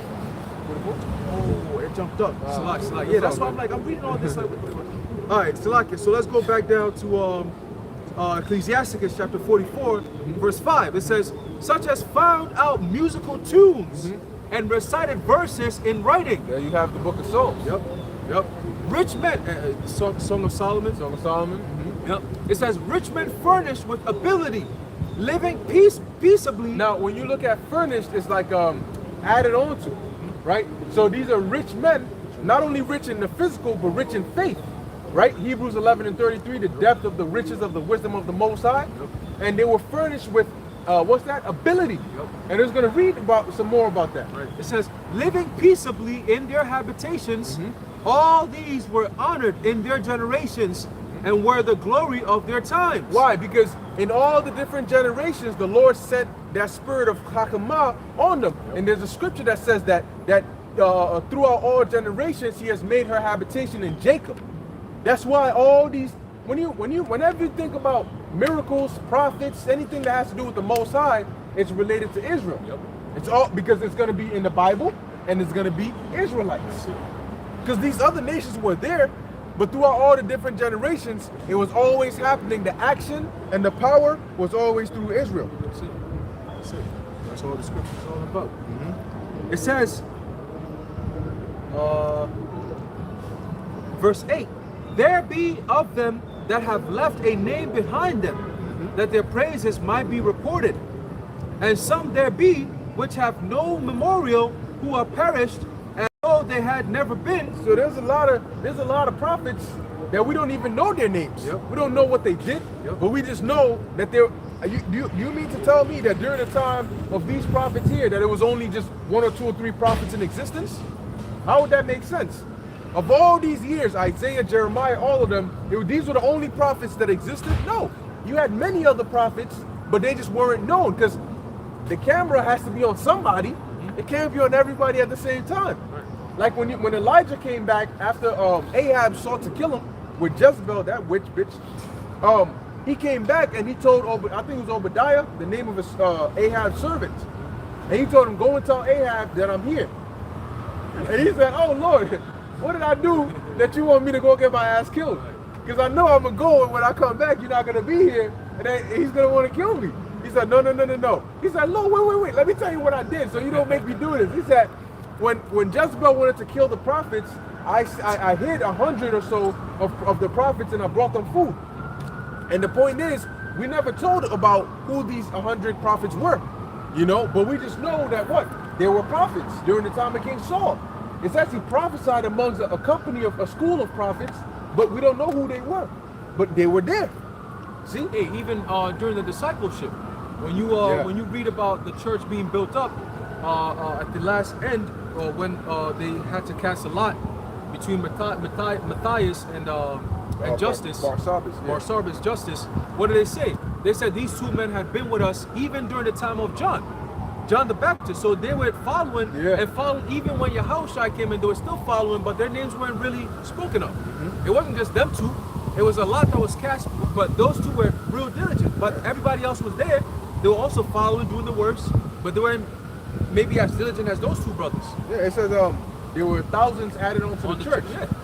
Now, you think they were going to be a part of the church and just sitting on their ass? No, they were doing the works. Yeah. You know what you think? The Lord just came and taught only 12? No. What about the churches that Paul set up? Right. And the churches of Asia Minor? Right. It doesn't tell us the details. The churches of people in Corinth, but they did. Yeah. The 7 churches in Asia Minor. It doesn't tell you who those men are, but John is writing to someone. Yeah. The elect. The elect lady, what's her name? Right. You see, so they're all there. It's just, you don't got to have names. Like the multitude in Revelation doesn't give names. Right. But it says the elect. Right. 12,000 of each tribe. Where they at? Right. You see, that's why we say we don't know who we are, but we know who we are. Right. If you can receive it. If you can receive it. All right. So continuing, it says, verse 9, continuing, and some there be which have no memorial, who are perished as though they had never been. Hey, but guess what? When we get to the kingdom, everybody's gonna be known. You all gonna be known. So don't worry about it right now. Hey, you may be, you may do a video and you may get 0 views, 1 view, 3 views. Guess what? The most important view is Yahweh Bashem Yahushai, and he's always watching. while you're doing the video, after you do the video, everything you do, the Lord is watching.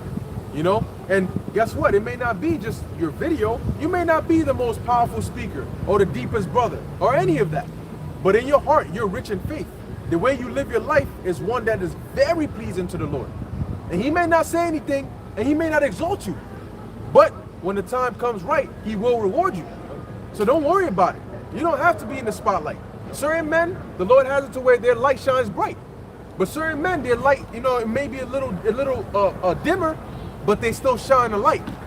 And the Lord Yahweh B'Shem Yahushua is going to reward each and every one of them. And he loves each and every one of them. Because regardless of how bright your light shines, the next brother is still fighting just as hard. Just because the Lord didn't give him that greater of a portion of the Spirit doesn't mean that he's not trying. Because he's trying his hardest, but his hardest might not look like yours. But he's still trying. And it's the effort that Yahweh B'Shem Yahushua is looking for. And that's why we are never, ever, ever to look down on a brother just because he may not be doing the same thing or be going as hard, quote unquote. Let me not even say it that way. His light might not shine as bright as yours. Never look down on a brother, okay? Because you don't know who's who, and you don't know who Yahweh B'Shem Yahushua got where for what reason. At the end of the day, guess what? It's all you're agreeing to something that the Lord asked from the beginning. He said, "I'll pay you the kingdom if you do my work." Right. Whatever you do is what the Lord asks you to do. So if he says do one video and you're going to make it to the kingdom, that's your job. That's what you agreed to do. If he says do 1 billion videos before you make it to the kingdom, that's what you agreed to do. You're still going to get that one same penny. You can't be the same one who's like, I was here from the beginning, I still get a penny, and he just got here, he's getting a penny too. Right. Yes, that's what you agreed on. Yahweh shall look at you and be like, ain't that what we agreed on? Right. Why are you worried about what he's doing? That's right. Worry about you. Right. So as long as you doing the work, that's it. That everything is going to take care of itself. God. Seek ye what? Seek ye the kingdom. Heaven, and everything else you got. That's it. But That's you it. got to do the work. You have to, bro. Yeah, that's not an excuse. No. You got to do the work. You can't go to the store and pick up shit and be out. You gotta pay for it. Your paying is the work that you're doing. You know, if you don't work, you don't eat. God. You know? That's right. So continuing, it says, continuing verse 9, it says, who are perishable, and though they had never, it says, as though they had never been, and are become as though they had never been born, and their children after them. So like they don't exist. Right. But guess what? You do exist. And the one, look man, the one you want recognition from is Yahweh B'Shem Yahushua. That's right. Because the reward and everything comes from Yahweh B'Shem Yahushua. So don't worry, man. Even if everybody hates you, if the Lord loves you, that's all you need. Verse 10, but these were merciful men, whose righteousness was not hath not been forgotten. With their seed shall continually remain a good inheritance, and their children are within the covenant. That's right. It's by default. It says, their seed standeth fast, and their children for their sakes. Their seed shall remain forever, and their glory shall not be blotted out. There you go. So the names of the righteous are, hey, in 2nd Ezra 14:35 talks about, after death shall come the judgment, when we shall live again, then shall the names of the righteous be manifest. Okay? And the name is never going to be blotted out.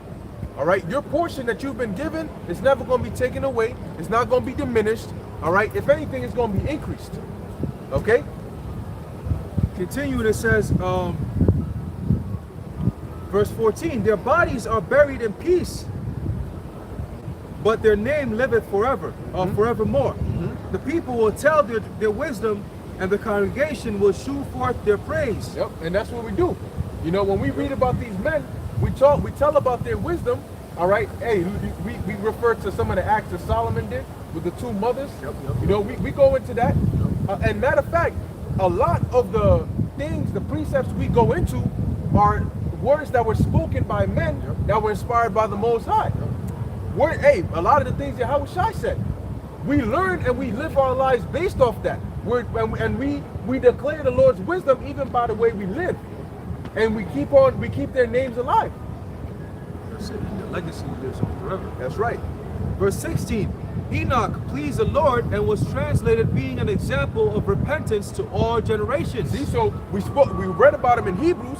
Now it says he was an example of those that repent, because those that repent and are of the elect, what's going to happen?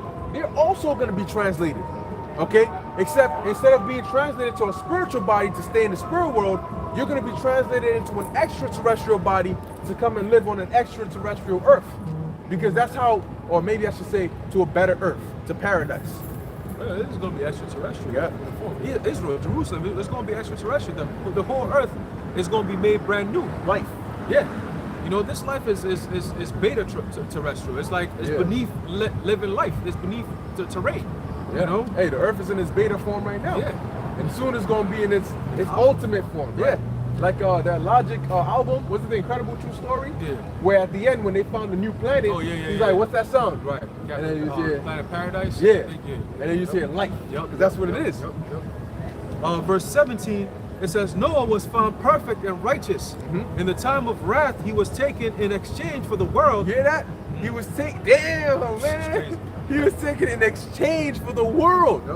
Lord said, I'm going to destroy the whole world, but I'm going to keep you.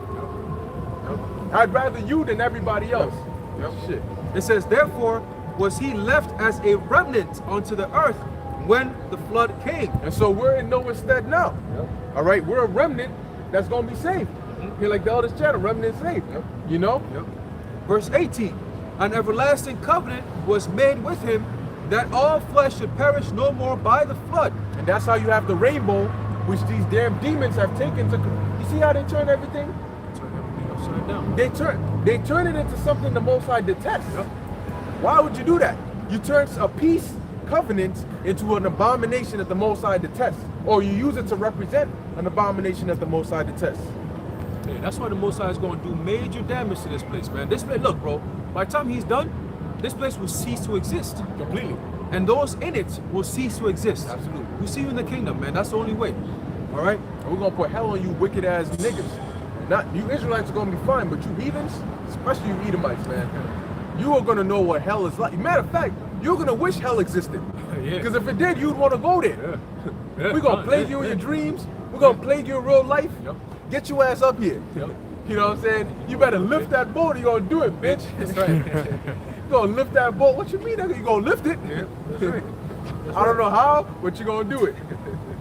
God. Verse 19, it says, Abraham was a great father of many people. In glory was there none like unto him, who kept the law of the Most High and was in covenant with him. Whoa. He established the covenant with his flesh. But wait, hold on. Flesh. How did he keep the law of the Most High when Moses wasn't even alive at that time and the laws were given to Moses? That's what people think. The laws didn't exist up until the time of Moses. How did Abraham keep the law of the Most High? How did Adam transgress a law that didn't exist? Because the law did exist. It was just oral. Okay? And then during the time of Moses is when the Lord said, I'm going to establish it here because I'm establishing this nation. So it's like a constitution. It is a constitution. Yes, because before the constitution was officialized, the thoughts and of it were there. You knew that this is something you wanted your society to be built on. So the concept already existed. You just now put it in stone, so to speak. Right. So to govern the whole body, these are the laws. The laws were previously adhered to individually. And family, you know, your father will pass it down to your father and so on, the sons of God. Right. But now it became a nation. He said, all right, to govern this nation, we got to write it out so they can see it. Because you tell them they're disobedient. We've been telling them since the whole wilderness. They wasn't listening. So now we're going to have to write it down so they can live by it. It's being forced. Right. So it's not about, oh, well, he said it. Let's go to him and see, well, what is the law? No, it's here. Right. We all see what it says. Right. So we can punish you accordingly. And in the kingdom, it's going to be in our inward part. So it's going to be made as part of us. The law is going to literally, it's kind of like how you instinctively walk, instinctively eat when you're hungry. You're going to instinctively, you're going to instinctively do the right thing, righteously. Yeah. You know? Yeah. And all Israelites are going to keep the law perfectly. Right. So we're going to enforce the law. Right. It's going to be within us. Right. You know, like you don't forget your name, like, you know, things like you don't forget to breathe. Right.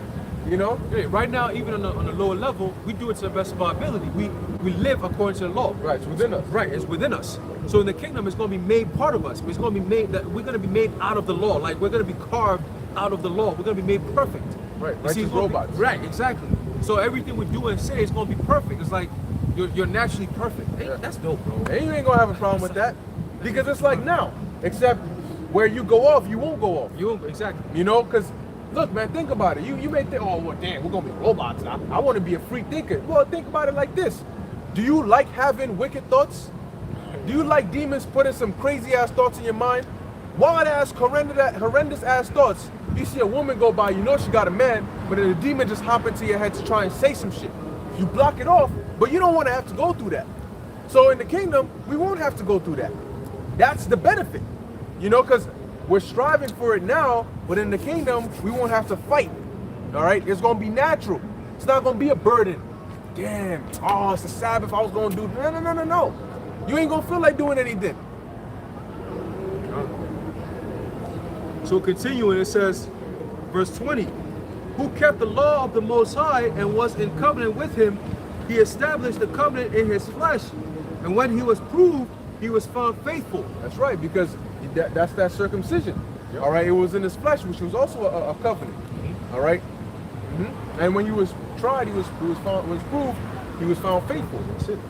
Verse 21, therefore he assured him by an oath that he would bless the nations in his seed, and that he would multiply him as the dust of the earth, and exalt his seed as the stars, and cause them to inherit from sea to sea, and from the river unto the utmost part of the land.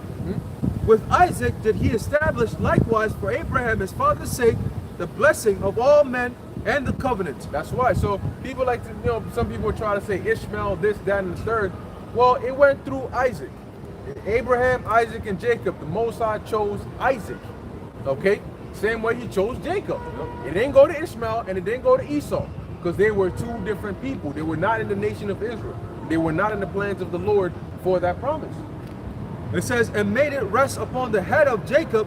He acknowledged him in his blessing and gave him an heritage, and divided his portions among the 12 tribes did he part them. And that's why you have that Revelation, the 7th chapter, which lists those tribes. All right, it goes into that. Okay. Let's read just a few verses in Sirach, the 2nd chapter. Okay. And then we'll wrap it up.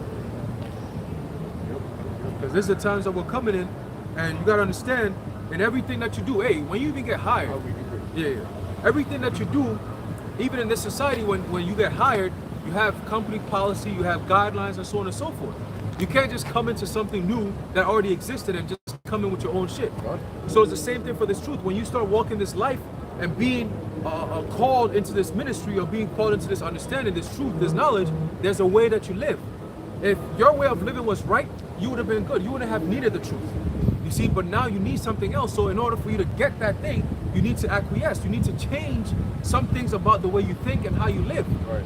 You see, that's the only way. The Lord requires certain things, and if you can't hit those requirements, you're not going to get what you're looking for. All right? So the Lord is going to tell us, when you come to serve him, there are certain things you need to prepare yourself for. All right? And that's what the brother's going to bring out right now. That's right.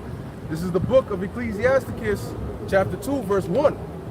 My son, if thou come to serve the Lord, prepare thy soul for temptation.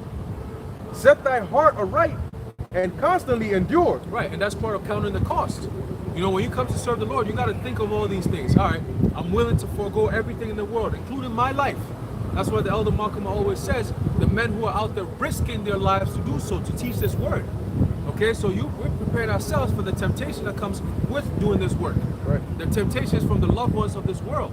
Your family members, your woman, your children, whatever it might be, things that require your attention, the same attention that you can be given to the Lord, the world is requiring you to give that. You gotta separate that shit, man. You gotta think of that and be like, nah, you know what? I'm serving a greater purpose. Everything is gonna have to wait. You see? Go ahead. God. It says, set thy heart aright and constantly endure, right? And make not haste in time of trouble. Right. So when you come to serve the Lord, you have to expect affliction, man. That's part of the journey. You can't think it's going to be all sweet and dandy. You know, you got to go through the change. That's part of growth. Nothing that grows, you know, has an easy way out. It doesn't stay the same. In order for you to go through the growth, you cannot be in the scripture say, it's better to be in the house of mourning than to be in the house of mirth. So this whole party spirit, the jolly spirit, every day being everything is all good and happy, that's not, the Most High don't work like that, man. It says through mourning, the heart is made better. Better, that's it. You see? You know, you're going to go through affliction. You're going to go through shit. That's what makes you better, man. The Lord is preparing you for something greater, man. This world conditions you to make you weak. In a time of trouble, people really don't know how to think critically. So they end up depending on what the government is telling them to do. That's what they want you to do. Be at their mercy. But we got to be at the Most High's mercy. But if you want to be at the Most High's mercy, you got to go through the affliction, man. Right. You see? Go ahead. Verse 3. Cleave unto him and depart not away. There you go. So no matter what, just keep your trust in the Lord. Even when times seem like it's uncertain. Damn, I'm looking for this, but I can't find it right now. It doesn't mean it's not there. You just haven't seen it yet. But soon enough, the Lord will lead you to that thing. Just wait. Just keep following blindly. It's okay. As long as you have that faith 100% in the Lord, you're going to be all right, man. All right? Go ahead. It says that thou mayest be increased at thy last end. There you go. So everyone is going to be decreased and the Lord is going to increase you, man. Because now when you're going through the process where it looks like you're at the bottom, everybody's looking at you like, oh, what are you doing with your life? You see? That question, what are you doing with your life, bro? Oh, you serving the Lord? You go to school. Right. Oh, do this, do that. You're like, no, no. You know, you do that. I'm going to do this. That's it. I'm not bothering you. That's what the Lord is looking for. A soldier till the end, man. Forget what the world thinks. The world is messed up anyway. If you really worry about what they think, you got issues, man.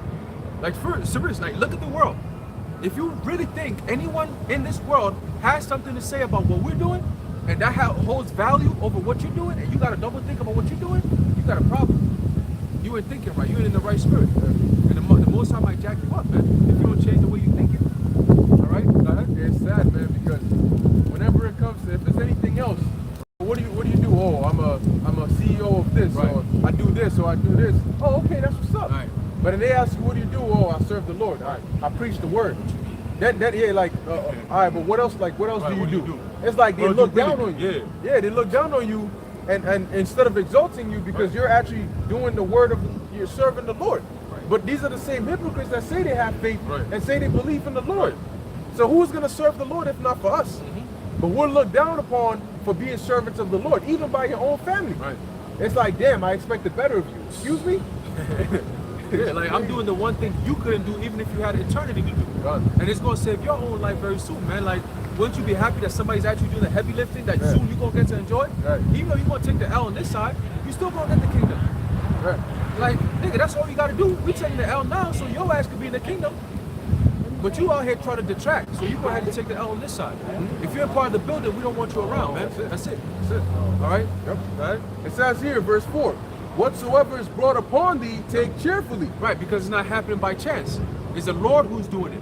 So you got to remember that. The Lord is putting me through this, so he's going to get me out of this. He's trying to teach me something. Right. Let me try to take the best out of this situation, so next time I come across this, or sometimes next time somebody else I know is going through it, I know how to conduct myself, or I know how to help them to come along. If they have faith, they're going to go through it just like I did. That's right. You know? Go ahead. Come. So it says here, and be patient when thou art changed to a lower state. Yep. And we all went through that. Yep. In the world, you're on top of the world. You know, because in the spirit, we just been built that way. You know, that's why when you come into this truth, it's like the fire that just catches. You see, but in the world, you're just you, but you just seem to do things right. It's like, damn, this motherfucker, you can do this, you can do that, you're just blessed. You see? But then the Lord, when you come into his truth, everything changes, right? You go from the party nigga or the party girl, the one who's most popular, to the most nobody want to be around. Right. You start catching hell. You start catching hell, the way you look changes, the way you think changes, now your friends don't want to be around you. All of a sudden, you really catching hell. Like financial hell, like all kinds of shit. Like, damn, what the fuck? Yeah, them pockets full of holes It's real really happening. You're like, yo, how did this, you know, like a few months ago, a few years ago, it really wasn't like that. No, it was like that. You just wasn't noticing it because you was being wicked. Yeah. But now that you're righteous, you could really feel the energy, like, shit, like, damn. At first you just couldn't see it, but now you see it. Yeah. You see, and that's what's burdensome. Scripture say, oppression maketh the wise man mad. And scripture also says that what? The fear of the Lord is the beginning of wisdom. So once you fear the Lord, your eyes open. And then you see the demons and you're like, oh, wow, this whole I just thought this nigga was crazy. But now I see that it's just demons. I can see them now. You see? It's like when you sit in darkness for a long time, it doesn't look so dark anymore because your eyes adjust. Exactly. Yep. But then when you're in the light and you go into darkness, everything seems super dark. You know, so that's like this truth. When you've been in the world so long, you don't notice it till you come in this truth, and then you witness the darkness, and you be like, damn, that's the darkness I was in. Right. Or you could be in darkness for so long, somebody turn the light, you like, oh Yeah. It's like you gotta, and then You gotta you open adjust your eyes, to it. adjust slowly, and then you can see everything in the light. You see? Go ahead. Come. Verse 5, for gold is tried in the fire, Yep. and acceptable men in the furnace of adversity. Go. Believe in him, and he will help thee, Order thy way aright and trust in him. You go. That's the key. Having faith. Trusting in the unknown. Trusting in the unseen. Trusting in the things you haven't seen yet. It's good enough that you've heard it. It's good enough that you've read it. That alone is good enough. No, the Lord said he's going to do this. That's all I need. Even if he didn't say he was going to do it. As long as he exists and I call upon him, I know he's going to be there for me. But he said he was going to do it. That makes it even better. Yep. Like it's sealed. Yep. Like this is it. Like he said he said it. Right. That's it. That's all I need. That's right. Like if I could make the Lord say this one thing and promise me this one thing, I'll be good. And he's promised it. So what else do I need? Hey, I'm watching the birds eat, right? And I'm thinking about what Yahweh Shai said. Now, I'm sure these birds didn't know that they were going to come here and eat today. Nope. But They're eating. They're eating. Yep. They don't, now after they're done eating, they're not going to be stressed. Oh my gosh, I ate all the food. What if I come back and it's not here? Yeah. They go in with it. Maybe they'll find another pavement somewhere and they'll stop and they'll eat. Yep. And now, you wonder, how did the food get there for them? The Most High, look, There's more coming. yeah, the Most High orchestrated it all, man. So are we not much And these better are than the birds? pigeons too. Yep. Look, Now that we mentioned it, now everyone everybody wanna pulling eat. up. Look, see? Look, we talked about eating. Now everybody want to come and eat. Everybody's coming to eat. That's the spirit of the Lord. That's crazy, man. That's the Lord saying, "Con." That's it. You know, it was just like two of them, and the second we started talking, look, now the pigeons The are eating. pigeons in there. You know, showing you, the Lord is showing you that, look, I can feed them. Yep. And if I can feed them and they're not worried, how much more for you? We're talking about it, having the faith. Yeah. Yep. Verse 7. Ye that fear the Lord, wait for his mercy, and go not aside, lest ye fall. There you go. And a lot of people right now are going aside, man. God. They're losing their faith in the Lord. They're running to Egypt for help. They're seeing the calamities, the troubles that's coming, or that's being set to come, and they're losing it. Look at us. What are we doing? We're standing firm, and we're waiting back. We're waiting patiently for the Lord to lift up that standard. But until the Lord says to do something, we don't do it. Like King David, he asked the Lord, should I go up to battle against the Philistines, or will you bring them onto my hands? And he'd be like, you go. I got them ready for you. And you go and then you test them, ask them. Confident. That's it. You see? So you wait upon the Lord, man. Wait ye upon me, saith the Lord. Just wait. What's so hard about that? You act like you're going to do something with yourself. You can't do shit, man. Can't do it there anyway. Damn, just wait. If somebody says, yo, chill out, I got you. And all you got to do is just chill out, he got you. Why don't you just chill out? Yeah. What's with all this? Like, I could do shit on my own, and then you come back and be like, damn, it didn't work. Yeah. Well, didn't he tell you it's not going to work? Just wait. You only get one chance. Damn, bro. Because the Lord likes obedience. That's and the Lord, yo man, Yahweh Shemel Shai absolutely hates disobedience. He hates disobedience. It's like witchcraft. It's rebellion to him. So you know why? Because to a power of the magnitude of Yahweh, what do you know Exactly. that you go and disobey him? What did you think of that the Most High did not think of? That he tells you do this and you say no, let me do this instead. That's why he gets so upset. This nigga, do you know who I am? Yeah, like for real. I am. I am. He is. I made your dumb ass. All right, it says here, verse 9, ye that fear the Lord, hope for good You go. and for everlasting joy and mercy. You see? And that's what we always preach, even in our households, man. Yep. You don't think our mother been hearing this since day one? Man, You don't think our women hear this since day one? they ain't hear nothing but That's all they hear because it's within us. That's all we can talk about. That's all we believe. It's all we're looking forward to, man. Is that kingdom. Everything is about the kingdom, man. When we talk amongst ourselves, the conversation always goes back to that. I was talking to one of my boys today, and I forgot what we were talking about, and then lead it into prophecy. He said, wait, tell me how we ended up talking about this. I said, oh, damn, how do we, yo, shit, hold on, what were we talking about? It always comes out to prophecy. you can't help but You can't help, prophesy. exactly. You see? And you know, there's a way you tell certain people certain things. You know, like you may tell somebody, because everything really deals with the truth. Yep. So you may tell them more about the hell that's coming, Yep. but you may not go more in depth as to this part. Yep. You know, but you tell them one way or another, Yep. and when the time comes, they can get it full circle. You know, but like you say, I don't remember the last time we had a carnal conversation. It doesn't happen. It can't. It's like it can't. If we're not talking about spiritual things, we're not talking. We're not talking. That's literally it. We don't talk on the phone or anything like that unless it's spiritual. Yeah. Like, yo, you see this thing? Yo, article Yep. read. Yo, this, Yep. that. Yep. You know? That's it. God. Right? It says, and that's why people in the world can't have conversations with us. Yep. Because we'll end up talking about something that they don't want to talk about, and if they want to talk about something we don't want to talk about, then we don't talk. Right. Hey, my Eve do that. She be like, oh, I don't want to hear about this anymore. Like the whole COVID shit. It's like, but it's prophecy though. So it's like, it's just within us. We get excited. It's like, yo, they just said this, that means this. And we get excited, but it's like, they don't see it how we see it. They don't get the same energy like we do. They look at it more like, isn't it a fearful thing that they're gonna do this? Yeah. But you're like, nah. They don't want like, to think about it. Yeah, it's like, nah, hold on. It's not about that. Don't worry about the fear shit. We're worried about the power is gonna come. Well, what does it say? Ye that fear the Lord, hope for good and for everlasting joy and mercy. You see? So we're looking for that. We see that the shit that's happening. We're like, no, hold on. Don't worry about that. Worry about the good things, because that's gonna come back down. Like, see, we look at it from a different side. My Eve said that. She's like, yo, I like the way you think. You think things more different. Like everything you think about is different. It's like I could be going through some shit. You'd be like, yo, it's demons fucking with you. Why are you stressed over it? Like, and she's like, damn, I didn't think. I thought I was just I'm in a bad mood, but it's just demons fucking with me. And then once you change your mindset, you conquer the demons. They leave you, and now you're back to normal. And you're like, oh man, this whole time I'm bugging out, stressing out, but it's just demons. Yes, it's just demons, man. You know, the second you realize you have demons on you, then they can't fuck with you anymore. Because the whole thing was for you not to realize and just keep going in. That's it. What's that scripture? Resist Satan, and he shall. And he shall flee. yeah. Resist the devil when he shall flee. resist. Oh, yeah. You can find it. Verse 10, it says, look at the generations of old and see, did ever any trust in the Lord and was confounded? The answer is no. Nobody who trusted in the Lord sincerely was ever confounded. It says, or did any abide in his fear and was forsaken? The answer is no. Nobody abode in the Lord's fear and was forsaken. Or whom did he ever despise that called upon him? So if you call upon Yahweh Ba'Shem Yahushai, and as little as it might be, because you know we all go from that stage where you used to be in the churches, you pray on God and Jesus Christ, and nothing really happens. So to get into the spirit of calling upon a power that actually responds, is like, it takes faith for you to do that. Number one, that what I just said actually works. Because now you're dealing with a power that actually lives. Not no God and Jesus Christ shit that they just tell you in church and you believe in, it's like nothing happens.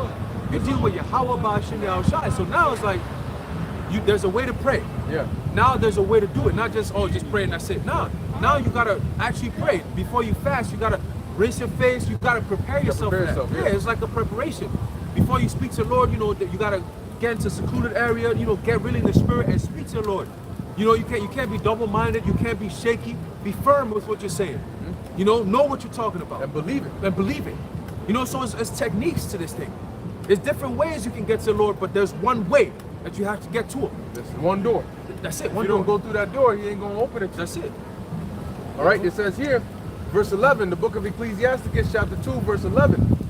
For the Lord is full of compassion and mercy, long-suffering, and very pitiful, and forgiveth sins, and saveth in time of affliction. And the affliction is the times that we're coming in now. The time of Jacob's trouble. You know what I'm saying? But the Lord said he's going to what? He's going to save, you know, the elect. It says full of mercy. It says he's full of compassion and mercy. Full of it. So he got tons of it to give out to his elect. That's it. That's it. Verse 12. Woe be to the fearful hearts and faint heads, and the sinner that goeth two ways. Woe unto him that is faint-hearted, for he believeth not. That's a lot of people, and they're going to be thrust through. Okay? Your faith is what's going to keep you stable, man. If you don't have faith, you're going to die. That's it. Point blank, period. Right? Therefore shall he not be defended. Woe unto you that have lost patience, and what will ye do when the Lord shall visit you? Right. So all the people who are in this thing now, and it gets to a point where the Apostle always says, you get disenchanted. You get to the point where, what's going on? You get to a point where you're like, I don't see what's happening. I don't see the prophecies happening. Things don't seem like anything is happening. Look at the world. They're having parties. They're chilling, living life. So guess what? You turn your back and go back into the world, and what happens? You get jacked up right there. You see? We're almost done. A couple of verses. It says, they that fear the Lord will not disobey his word, and they that love him will keep his ways. That's it. That's it. And that's what keeping the Lord's statutes and commandments to the best of your ability. Even when it seems like it doesn't matter and no one is watching, you gotta stay firm with the Lord, man. Stick to the Lord. Even when it seems like, everyone is turning their back on the Lord. nobody believes in the Lord no more. Stick with the Most High, man. Be the one person and let 100 people leave. Just be the one person, man. That's how I'm watching y'all shot. Alright? It says, they that fear the Lord will seek that which is well-pleasing unto him. And what is that? What we're doing right now, making your body a living sacrifice. It says, and they that love him shall be filled with the law. And a part of the law is what? Really the whole book. And it commanded us to come and teach his word. Verse 17, they that fear the Lord will prepare their hearts and humble their souls in his sight, saying, we will fall into the hands of the Lord and not into the hands of men, for as his majesty is, so is his mercy. Right, and that's what it tells you in Isaiah the 55th chapter, where it says what? Seek ye the Lord while he may be found. Draw unto him while he is near. Let the wicked man forsake his way. And the Most High shall pardon him and have mercy on him. So really, all you need to do, like the church is saying, you know, as long as you turn to the Most High, well, he got to put the Spirit on you for you to turn to him. You see? That's why there's so many people who don't believe in the Lord. They don't believe how we believe, because the Lord hasn't called them. Okay? But the very few that he's called, those are the ones that he's looking for any damn way, man. All right? So if you've been called and you call upon Yahweh B'Shem Yahushai, count yourself blessed. All right? Because from here on out, the kingdom is made for us, man. Scriptures say it is the Father's great goodwill. It's his goodwill, his good pleasure to give us the kingdom, man. All right? So it's already made for us. Yahushai said what? In my Father's house are many mansions. We just got to go get it. That's it. All right? And I got the precept. This is the book of James chapter 4, verse 7. It says, submit yourselves therefore to the Most High. Resist the devil, and he will flee from you. All right? That's all it is, man. That's the trick. So, hey, that's it. So with that, we're going to wrap it up. Lord willing, this is edifying unto the elect. Keep the faith, stay in the spirit, and pray to Yahweh B'Shem Yahushai. In closing, we want to give all praises, honor, and glory to Yahweh B'Shem Yahushai B'Shem Rechak Wadash. Until next time, Shalom. Shalom. That was crazy. It's the spirit. Peace and blessings, brother. Love y'all much. Hey, you too, man. Peace and blessings.